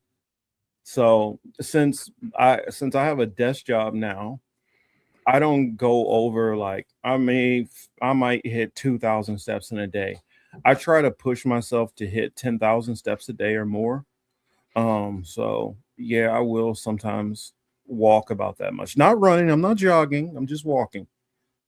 You know, may pick up my pace a little bit, but walk first thing in the morning, I hear, is like just amazing for your body. So yeah, but I can't get up that early. Dude, I did it this morning for the first time. Like, I've been going to the gym, but first thing in the morning, bro, I just can't. Dude, I already get up at like 5 something in the morning. I'm not getting up earlier than that. I mean, my first alarm goes off at like 5:30. So yeah, I'm at 7. That's early, man. Like, yeah, I have to be at work at 7. But when you live in California, you got to get up early before the traffic, and pretty soon schools will start back. it just traffic gets worse and worse. Like I only live about 7.5, 8 miles from my job. It Mm. takes me on a minimum 30 minutes to get to work. Sometimes sometimes it's taking me 45 minutes to an hour to travel 8 miles. Mm-hmm. Sheesh. So that's what I'm saying. Time wise, you ain't getting up that early to go do no walking. And then I have to get back and then shower and then change. Nope. Yeah. John Commuting got sucks, that. man. John said, I have an internal clock that wakes me up at 4 a.m. Yuck. No way. Damn. No way. I'm a night owl by nature. I am a night owl by nature. So if I could go in at if I can go in at 12 o'clock and work to 8, I'm cool with that and stay up and watch TV and do whatever the hell I want to. I would far prefer that. Hey, if it's cool, if you want to do like one more news headline and do the movies, I'll do one more. I got a meal prep and do some chores and stuff. Okay. So the last major story I got, and then we can talk about some fun stuff. So there's an area in North Africa where they filmed the movie The Odyssey. Mm. That movie in that area that they filmed is because of stuff that has went on with the Spanish government that left that area vacant, and it has made it hard for people to be able to resettle that land. They allowed for filming to go on for the Odyssey in that area. This Morocco? area, Which North African country? Yeah. It would be right near Morocco. Mm. Now, a time back before, Netanyahu had a whole lot to say about Moroccan refugees and possibly sending them to Spain. When Spain started criticizing a lot of stuff that was going on with the war down there with them going into Gaza. And so when Spain was very much against Palestine, I mean, not Palestine, but against the war in Palestine, Netanyahu started making a lot of these comments. Now, weird how right after Spain wins the World Cup and they're really pushing the, pro-Palestinian message, all of a sudden, this flood of Moroccans going into this Spanish territory that Netanyahu was talking about a couple of years, all of a sudden happens. Interesting. So I just wanted to kind of throw out that interesting tie that I'm like, I don't know how many people like even notice this or know about this story, but I thought it was kind of wild. Yeah, the biggest blockbuster of the year is filming over there. Or one of the biggest blockbusters. Yeah, one of the biggest blockbusters, which, like I told you, as a movie guy, you need to be seeing this movie. You need to make sure that, or I don't know. Have you done a lot with Greek mythology and looked into Greek mythology over the years? Not really. Not since like high school, honestly, a long time. Yeah, Greek mythology was my jam. So when it came out, I really was big on the movie. You remember that one we watched in high school? But Vanessa Williams was in it, and it was like in the 90s, the Odyssey movie. Oh, you talking about Troy? No, like it was just called The Odyssey. It was kind of like a made-for-TV movie. I might need to go back and rewatch that one. I think, what was it, like Armand Asante in there? Yeah, too? that one. Yeah. Okay, yeah, that was the one that was a little earlier that came out like 93 or something like that, 94. Kind of want to watch it now just to see. I want to go back and rewatch that one too, because wasn't Vanessa Williams playing Calypso? I believe so. Yeah. Okay. So yeah, I need to go back and rewatch that because I was compare always the budgets, big on it. like I'm sure that budget was so low compared to this one. Well, yeah, I think they said this one was like 230 million or 260 million, something crazy like that. Which that you haven't seen it, I'll give you this one kind of, maybe you can tell this from the previews, but one thing which I heard a guy who was like, he's big into mythology and movies and all that. One of the biggest gripes he had with it was that they're speaking in basically an American accents to a degree. Yeah, I saw it a week ago, about 10 days ago. Yeah, it was Oh, just American accents, basically. Jackie says, which is one that holds more true to Greek mythology? I would say that that 90s one with Vanessa Williams. I think that one is much closer. The even like Troy, one of my, even though I love Troy as an action film, my biggest problem with Troy is how much it took a lot of the mythology out. Like they really leaned away from like how much gods were involved in the faith of Greek mythology. Like Mm. there were various gods who had big roles that were going on, and like one god would prop up one champion, which would be Achilles, and then there was like the story of Jason that didn't really get told as much in there, and then I'm blanking on the Ethiopian commander, but he had a goddess who was propping him up also. And so you had gods who were choosing champions and fighting against them, and then eliciting power from other gods to overthrow a certain god's power. So it's like when even when Achilles like, and it doesn't even go into like, yeah, in Troy, he dies the same way, and some of the stuff like the battle with Hector is all the same and all that. But like the movie Troy, they focused a lot on it being all about Helen of Troy, Mhm. and she was a minor reason why that war happened. The main reason why that war happened was because it was an extremely wealthy area and the Greeks wanted it. That's why the Greeks Mm. wanted it for the shipping lanes and the wealth of Troy. It really wasn't about, I always forget his name, but Agamemnon's brother losing Helen to Paris. That's Mm. really wasn't and then it doesn't bring up like in the in Troy, Agamemnon dies um before they actually get into Troy. He dies during the war when he actually survives all the way through the war and makes it all the way back home. Mhm. And that part which they do in this movie, The Odyssey, they get that story, they nail that part 100% correct, which I would say this one is more accurate.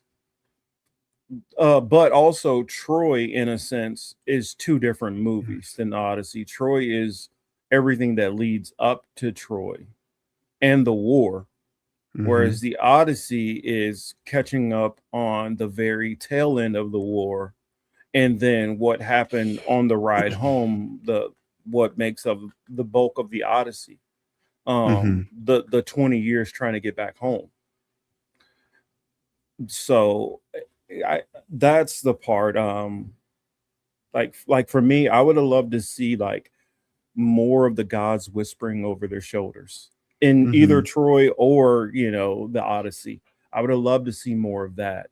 I would love to see that influence more directly. Poseidon being upset and why he's rocking the seas and making their journey harder. I would have loved to see, um, Apollo being more ticked off about certain things that happen in there. Um, I would have loved to see the Cersei plot line um, more flushed out. Whereas there's so much stuff. How do you jam all of this into a 3-hour movie? I would have preferred them split it into two movies. But Right. and then they even changed and you can kind of see this from the previews, but they make Matt Damon's Odysseus more like more like a guy with a lot of regrets and like more PTSD versus the Odysseus of the Iliad, which it was more about his hubris and his pride, um, and him having to reckon with the decisions he made. Not that he was all, shell shocked from, the deaths and all that stuff. It was reckoning Mm. with the decisions that he made And they make Matt Damon's Odyssey character more noble, I want to say, in a sense, whereas the Odyssey of the Iliad is more of a mixed bag of nuts. He has his good side, he has his bad sides, he has some horrendous stuff he does, and it also shows, I think it's almost like it's just more seasoning to it, whereas this one's more bland. I would have loved for, some of the mystical creatures in there to be more mystical. I know the scene which you guys see where these big giants in armor. And in the actual Iliad, they're not in armor, they're just big cannibal giants. And they're literally eating people in the Iliad. I guess it's harder to do like practical effects, maybe, or makeup. Oh no, they could do it if they wanted to. They just feels like a cop out. They save it. It is a cop out, and it brings me back to another frustration I always had with like Dan and Dave from Game of Thrones. They wanted to lean away from the mystical aspects of fantasy books and movies and film, because they looked back at something like Willow and felt that's a little cheesy. And so they avoided the mystical aspects of Game of Thrones or limited them in many ways. And I just hate if you take a fantasy, man, go for the full fantasy. Yeah. Stop fucking cheating us. Yeah, they could have done more there. This is something for the film nerds. You're trying to turn it into an action flick, and it's more of a drama than an action flick. Yeah. Nolan doesn't have faith, I guess, in his abilities. Yeah. It's always blasting that music, man. You can't slow it down and hang on to a shot or something. And then a lot of people were didn't like the casting, and they felt like, I don't like how they made a black Helena Troy, as if there were no black people in Greece. I mean, even back to that time period, I mean, there's evidence that there were black Mycenaeans and black Minoans, and also any of those hegemon societies back then were not, they were not one group of people only. There were always a mixes of people. And in the Iliad, they literally like mentioned the Ethiopians. So to try to why would the Ethiopians be in the war if they weren't black people who were fighting on behalf of the Greeks? So it's just weird how people look at it that way. I mean, even with the same with the Roman Empire. The Roman Empire had Arabs that had black people. I mean, Moors were not, they didn't just come to Spain, and they didn't just get there at the time of the Spanish, period. They were there, it always mixed into to society to a degree or not. Hollywood crazy, whitewashing, and I don't know. So I know I'm always blabbing. I'm always running my mouth so much. What are some of the film and book stuff that you're looking at that caught your attention that you'd like to throw out there? You said you watched The Furious. I mean, shit, that was one of my favorites. Oh yeah, speak on it a little bit for those who have not seen The Furious. Highly recommend it. But yeah, go ahead with your thoughts. Yeah, it's big time action choreography, man. Some of the best in the game. Just excellent choreography, and the older I get, the less I like just brutal violence, but this film is a little violent, but it's all about the masterful choreography, man. It's like a ballet out there. So it's got a pretty decent story too for an action martial arts film, like the father trying to get his daughter back, so it's some good dramatics in there too. But yeah, so was it a Hong Kong film with the Japanese director? I forget, blanking right now, but yeah, it's definitely a must watch. One of my favorites this year. So, and one of your favorites this year too, I guess. Oh yeah, definitely. Oh, to respond to Chris H, he said, bro, the criticism of the casting and historical accuracy in the Odyssey was all cap. They didn't care about historical accuracy in Troy or 300. 1000%. Like I always forget. I always love this fact to mention. You guys know that for 300, Leonidas would have been like 60, 65 years old, or in that time period when he went on that march, and most of his guys would have been old as dirt too. They would have been like, 40s, 50s. There wasn't no like young whippersnappers running around with him for the most part. But anyway, back to the Furious. The I always love a good revenge flick. Mhm. I always love when somebody's been wronged and they're on a mission, and it's straightforward. You're not trying to figure out what's done. You know clearly who the protagonist is, you know who the antagonist is, and they have a singular goal. And with this, another thing I thought was cool about it is the actor who plays the father in the Furious. He is the same kid who was in the he played Jet Li's son in a couple of movies. He was Oh the shit. Kung Fu Kid, and he was dope even back then. Um, as the Kung Fu Kid. Mhm. And to see him grow up and still be as great. Also, I think just like I told Ed, I said it reminded me a lot of the Raid, and you're getting a Mhm. different style of fighting. Also, you had a mixture of fighting styles that I saw in the end. Um, you had Yeah. definitely you had traditional kung fu in there, but you had also had a form of Muay Thai and kickboxing that was going on from one of the fighters. Then from Yeah. another one of the fighters, you also had The Indonesia cat. you had Pinchot Salat that was going on. Mhm. So I like that you were seeing these multiple different fighting styles. I would even say maybe kickboxing and a bit of taekwondo that's mixed in there. You saw a very Mhm. diverse mixture of martial arts from guys who are at a very, very high level.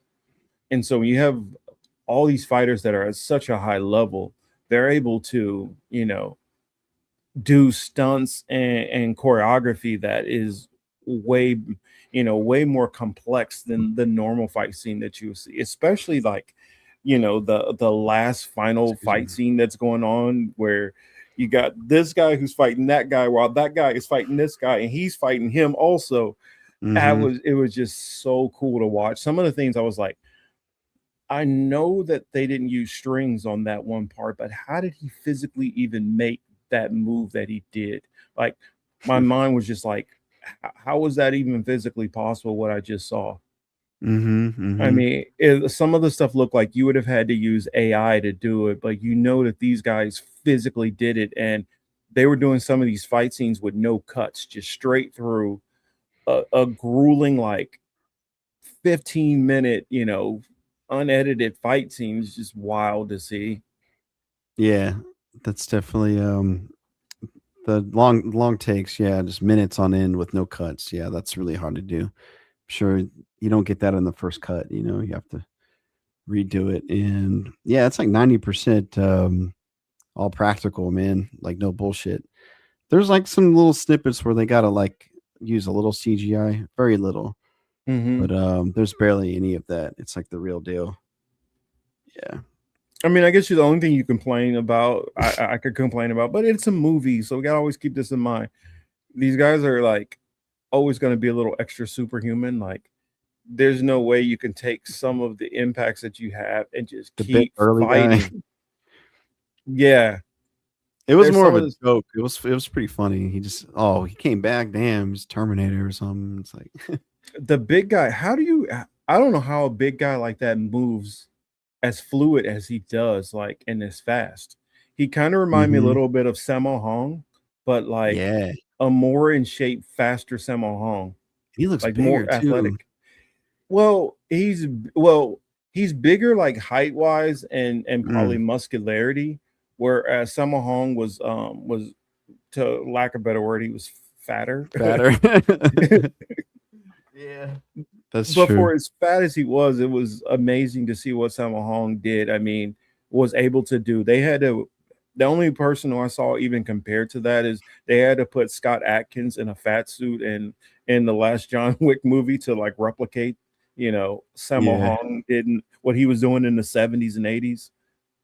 I like that nod. Yeah, that was a nice little nod. I think he was wearing like a suit that Sammo wore in one of his older movies. Mm-hmm. Yeah, that was a nice one.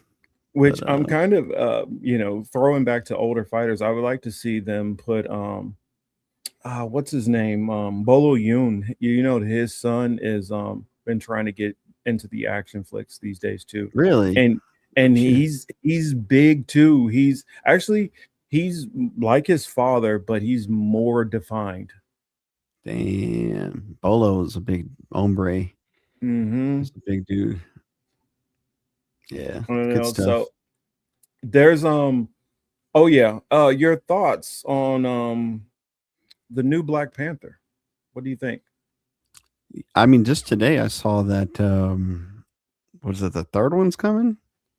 Yeah, I'm talking about they just casted a new T'Challa. Oh, and they casted the dude. I just thought it got announced. Oh shoot. No, David Johnson. He was in the Long Walk and Alien, was it Alien Romulus or the last Oh, Alien movie, the one that plays the the robot or a yeah, that plays cool. yeah. He I he liked is him in that officially one. he's officially the new T'Challa. Very cool. Yeah, this is news to me, but I like that role in Alien Romulus for him. So I didn't see the Long Walk, but if it's him, that's cool. Good for him. I didn't want to watch the Long Walk. The moment I heard the concept of it, I was like, nah, not for me. Yeah, I didn't. Don't want to watch a movie about kids walking down the street getting shot because they can't keep walking. No, not cool. Right? Yeah, not a fan. Probably It won't also watch that. makes me wonder, like, the fuck is wrong with Stephen King? Like, why do you just come up with some just your movies always got to do with like somebody like that's a kid or innocent getting harmed and maimed in weird ass ways. Like, it's like, do we need to check your computer, your laptop, see what you've been Google searching? Yeah, like I We don't need to know check what's your going on basement. there. He's a shit lib too, man. Sad. I mean, you never know because I'm trying to remember. I didn't watch the show, but what was it, Seventh Heaven? The father on Mhm. that wrote like a book or something about like this older guy who was like a real creep to young girls, that, like trying to sexually assault them, and come to find out like later on that there were accusations that he did that in like his real life. Damn, that's fucked up. So you never know. Sometimes people are writing about this fiction that is Where'd you come really up with that? them. Yeah, it's like, where is this So coming many from? films writers are like, "Yep, this is all like my life's encounters and real people that I encountered and my thoughts." But Accord Lord in the chat said Spielberg's Io Freak. Yeah, dude, I Yeah. recently watched Disclosure Day. Oh no, I couldn't. Garbaggio. Look at Bad Cookie said, "Go ahead. All you're gonna find on my search history is thick red bone twerk." Oh, that's hilarious. Yeesh. Thick red bone torques. I couldn't. Yeah, I knew that about Steven Spielberg. He invests in Israel and shit, and just the Hollywood propaganda machine in I general. mean, do you guys know that Steven Spielberg did a documentary with Holocaust survivors and edited a lot of the stuff that you know, wasn't like the over the top, like, sob stories. So any of the Mm, stuff where it was like, yeah, we used to play soccer with the guards, he like edited those videos out. hmm. He made sure to only keep in the stories of people who had the most brutal stories. And I'm like, I see what you're doing. I see what you're doing. The story is brutal enough. You don't have to take out the stories of people who didn't have brutality, uh, because to me, what that says is you felt like that would take away from the seriousness of the Holocaust. And I Yeah. don't think, because there's a couple of one-offs where, this guard wasn't the most horrible person ever, would like take away from the severity of the Holocaust. And I felt it was always weird to me that he felt that he needed to just scour for only the most horrible stories he can find to put that in the documentary and not just have people tell their true stories. Right. It makes a little sense just because October 7th, they have to pump out the fake Hamas atrocity stories, and like they're the oppressed, the Israelis. Like don't say how the Hamas treated you in the jails or how they kidnapped you and treated you good. Like they just totally disregard it because the Zionists are in charge. They gotta control the narrative. That's probably why Spielberg, he's a Zio, man. Yep. Yeah. Let's see. Yeah, it's coming up on 2 hours, so I'm gonna get ready to try to wrap this thing up. But that reminded me of what you said. I remember an Oprah Winfrey interview where she interviewed somebody who was in that Steven Spielberg documentary, and it come to find out that the story that this dude had been telling for all these years was a complete fabrication. Complete fabrication. Like, he was talking about how he was at the gate and he would bring this girl like an apple every day or something like that. And come to find out, like, he was never like at that gates. He was never bringing this girl this apple, none of that. And then how many of the people that were in that movie that were saying, yeah, and this was the last time I saw my father. And so I know more than likely that, he went to the gas chambers. Well, you start finding out that some of these people actually reunited with those same family members, like in New York, like years and years later. And what happened is they got moved to another camp. And so it's not saying that people weren't having their whole families get obliterated. That was definitely happening. I'm not making that claim, but some of the stories and interviews in there of people who gave this story about losing their whole family actually didn't lose their whole family. Their family just got separated because that's what they did. They put the women here, they put the men here, they put the kids here. There was even a count in there about what was it? It was just many things that were brought up about his documentary that he leaned towards anybody whose story was over the top. And anybody who just had a story like, yeah, they would come in and, this person was sick and that person, we know that person died. And after that, they made us bury their grave. A story which is kind of like heart wrenching and all that. He threw those stories out for the stories of, I know that the most over the top stories that he can get, whether they were true or not. Now, some of them were true. Some of them had stories like, when the SS rounded us up, they took everybody in our village and they just lined everybody up, sprayed them, and all dumped them into a ditch. And women were getting taken advantage of and all that. And some of those stories were like 1000% true. And like, they found the bodies, were able to prove it 100%. Then there were certain stories in there where people were saying it was completely fabricated. It was a dude who made up all these stories and then went into Hollywood later on. And once they start doing like the timeline, they were like, it's impossible the stuff that he's saying is true, because he wouldn't have been old enough to even remember some of these things. So I don't know. I just found it was just interesting. And to know that Steven Spielberg did that back in like, I want to say like the 80s when he made that. I already know what energy he was already on. And sad to say, most of Hollywood is that way, and that's the reason why so many of these people lose their jobs so quickly. By even saying, the most minimal criticism of Israel. Yeah, man. Makes total sense. Believable, 100%. But yeah, let's say before we get out of here, like what what stuff do you have planned for your channels? Or you have, well, channel, and I say well, your profiles, because I know you have two Instagram profiles. One I think is probably what, the more movie, and the other one's the gaming one. Um Yeah, one's just a little bit of everything, my main, and then they have like a strictly a gaming one because I'm pissing too many people off, like talking a little bit of politics, just a little bit. But yeah, I have one just for gaming. But yeah, I'm all across social media though, man. Twitter, good, YouTube, good night, Jackie. TikTok.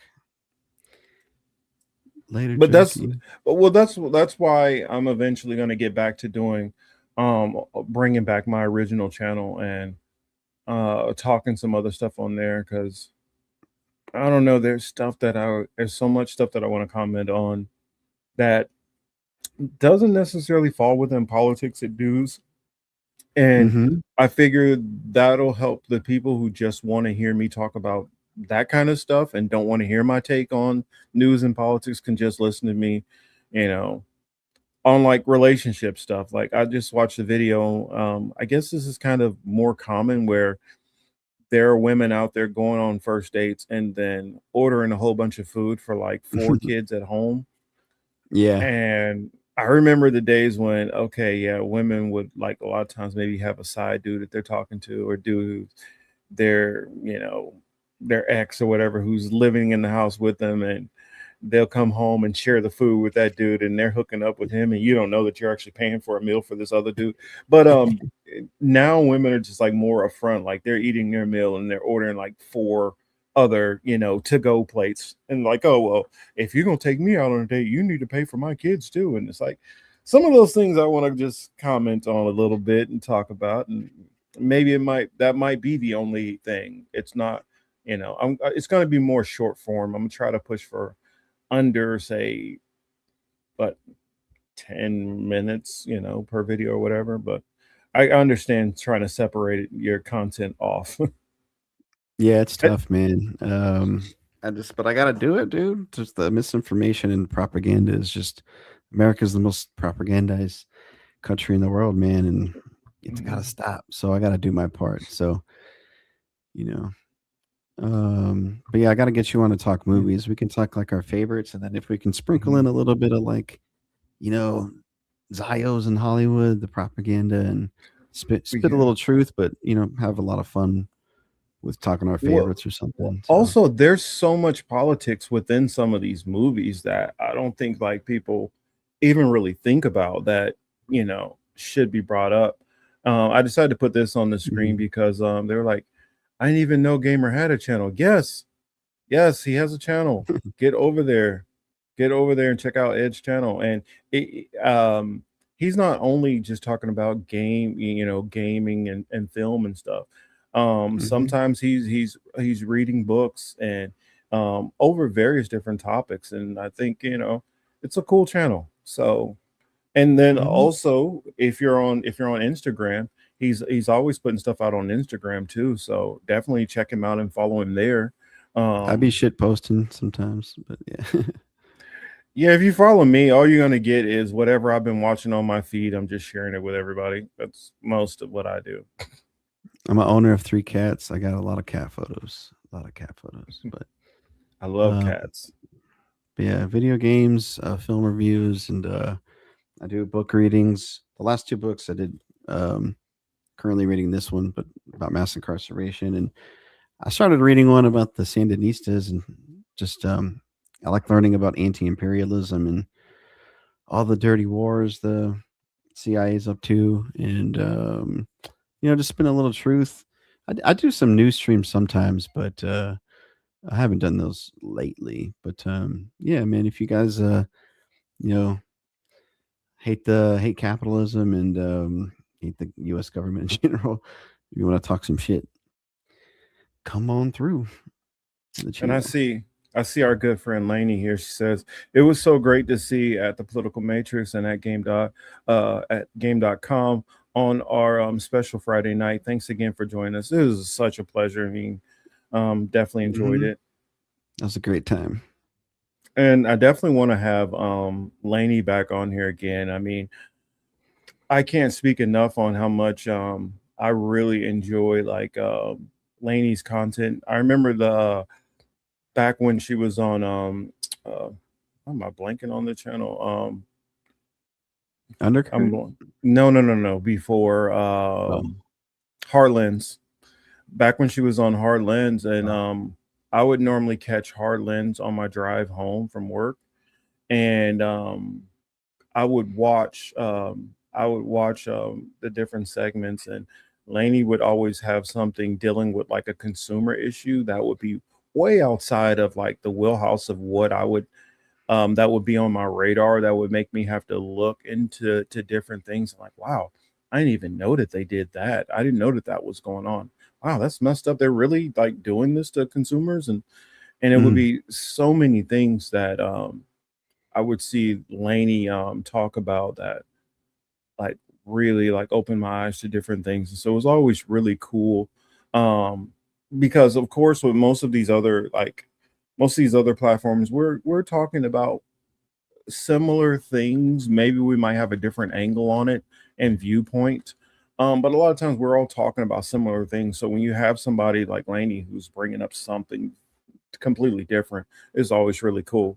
And then I did hear good news that Chicago Corner election times is going to be doing some stuff again. That'll be cool to see Kira back on the air doing some stuff. I was definitely sad when I saw Kira leave Heartlands, and I was actually sad to see Heartlands, like, you know, them all start splitting up. You know, when you're on the outside, you're just like, I like this person, I don't like that person, and you're not involved in the day to day, and everything doesn't always hold together. You know, doing this for I don't know how many years now, I've watched plenty of people who work together not work together anymore, and people who follow this channel have known that there have been co-hosts on here who, you know, for whatever different reasons, we've went our different ways, and I know some of you guys like some of the other co-hosts, and I don't hate anybody for, you know, liking this person or that person.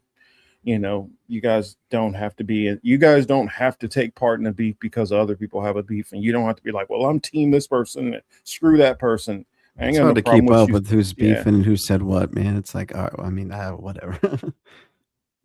It's hard to find all the dirt or what's true and what's not. It's crazy. I'm gonna actually comment on this one, which I probably wouldn't have commented before. But at this point, who cares? Everything doesn't always hold together. Someone should have let RBN know that. The crazy part about it is the last thing I heard Nick say about RBN, it's wild to me because that is what I was trying to do. I was trying to have, like, he was looking to try to build this communist thing with communists who all were on the same page and all pushing for a singular objective. I don't have no problem with that. That's cool. You know, do Good what you mutual do. aid stuff, man. That's But what I like about them. But I can see from the outside starting in that you had a bunch of different people with different perspectives. That's what I always was trying to build, because I know I don't speak for what I view or value is not the same. And I know that the audience gets more out of hearing the diverse opinions. And so it's kind of wild to me that I remember trying to reach out to Nick to help build the platform that I was trying to build, and get all these diverse voices together, just to see Nick go and build that same platform of diverse voices when he was trying to go a different direction. I don't know. It's kind of weird. And it's like he was able to build out what was my goal to build. And so for that, I'm glad of what RBN was able to do for the people who were able to watch it and all that.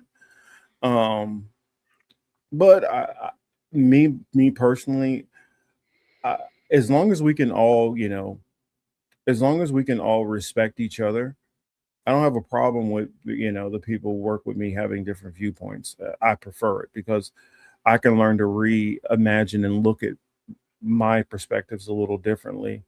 And sometimes when you only have people who all think the same way, you get into a bit of a bubble. and you start developing more blind spots. So, just my thoughts on that. Yeah, I don't know. Remember, it started like a couple of years ago. Jake Compton left, Compton J or something like that, and then there was like beef with the Feeney somewhat recently, and haven't kept up too much. But I like the mutual aid that RBN and Nick does on the ground. That's important. Well, to answer this one real quick, yeah, but Michael, the perspective I have now is not the perspective I had back then. This was years and years ago. I've come to the standpoint of where I think and view now, as far as the whole communism thing, is just, I think, more time and more working within the system. I think as you understand how big this system is and how much power it is, you view it differently. And when you're just an organizer and you're thinking on a small level, you look at you have this bushy tail, bright eye optimism, and you don't understand like the true totality of the system and how powerful the system is, how strong the system is. And then also, in fact, what I'll do, Michael, if you have the time, and this isn't to argue, I would love to have you come on to the show, and I'm just going to ask you questions and just you lay out your vision for what you see and how you would like to see it done. And I'm just going to ask because I'm coming at it from a more skeptical viewpoint. And I'm not saying that I don't believe certain things. It doesn't mean that I'm correct. So I don't know if you like to come on and you'd like to just explain out your perspective on how you believe said things can be accomplished. Okay.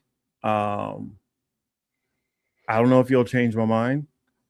But I think that it would be I think it'll be beneficial for the people who are listening to be able to hear it out and to hear out the perspectives from the pro and from the person who's a little bit more skeptical and who has questions. And yeah, I think that's what it is. Cool. But yeah, on that note, I mean, well, I think another thing with their problems is they had to deal with money and control and things like that. And there's a lot of issues going on with them. I think they're a case study to be made, but I mean, nonetheless, I still wish all of them, luck and success in whatever they try to do and whatever they put their hands to. And still respect and love to the people who I deal with. But yeah. I'll leave it at that. Oh, I'd never have Candace Owens as a moderator to anything. I think the woman's insane. I think she's insane. Absolutely. I would have Ed, somebody like Ed as a moderator. He would. I think we'd both listen to. Actually, I wouldn't need a moderator because I'm not even going to argue anything back. I'm just going to ask questions and let it lead from there for the most part. I'm a peacemaker. I keep things calm. But yeah, like I said, I'll try. I wasn't gonna try to keep you any longer. I think we covered. Did we plug everything you needed to plug? Yeah, man. Game.film all across any social you can think of. But I guess I'm an anti-capitalist, anti-imperialist variety streamer. I stream games. I try and support the smaller companies. Not the big conglomerations, big corporations, and film reviews, do book readings, maybe some news readings here and there. And I like physical media too. I'll show off my movie collections and game collections. And if you guys want to just talk some shit while having some fun, find me. I'm out there. Yeah, one of these days I want to do what they did over there, having a big panel and inviting all you guys over to, I don't know, figure out a topic and bring you guys all on to talk about it. All right. Cool. I guess that is it. Well, thank you everybody in the chat. Thank you for joining us. Again, if you guys have any things that you want to always talk to us about, reach out.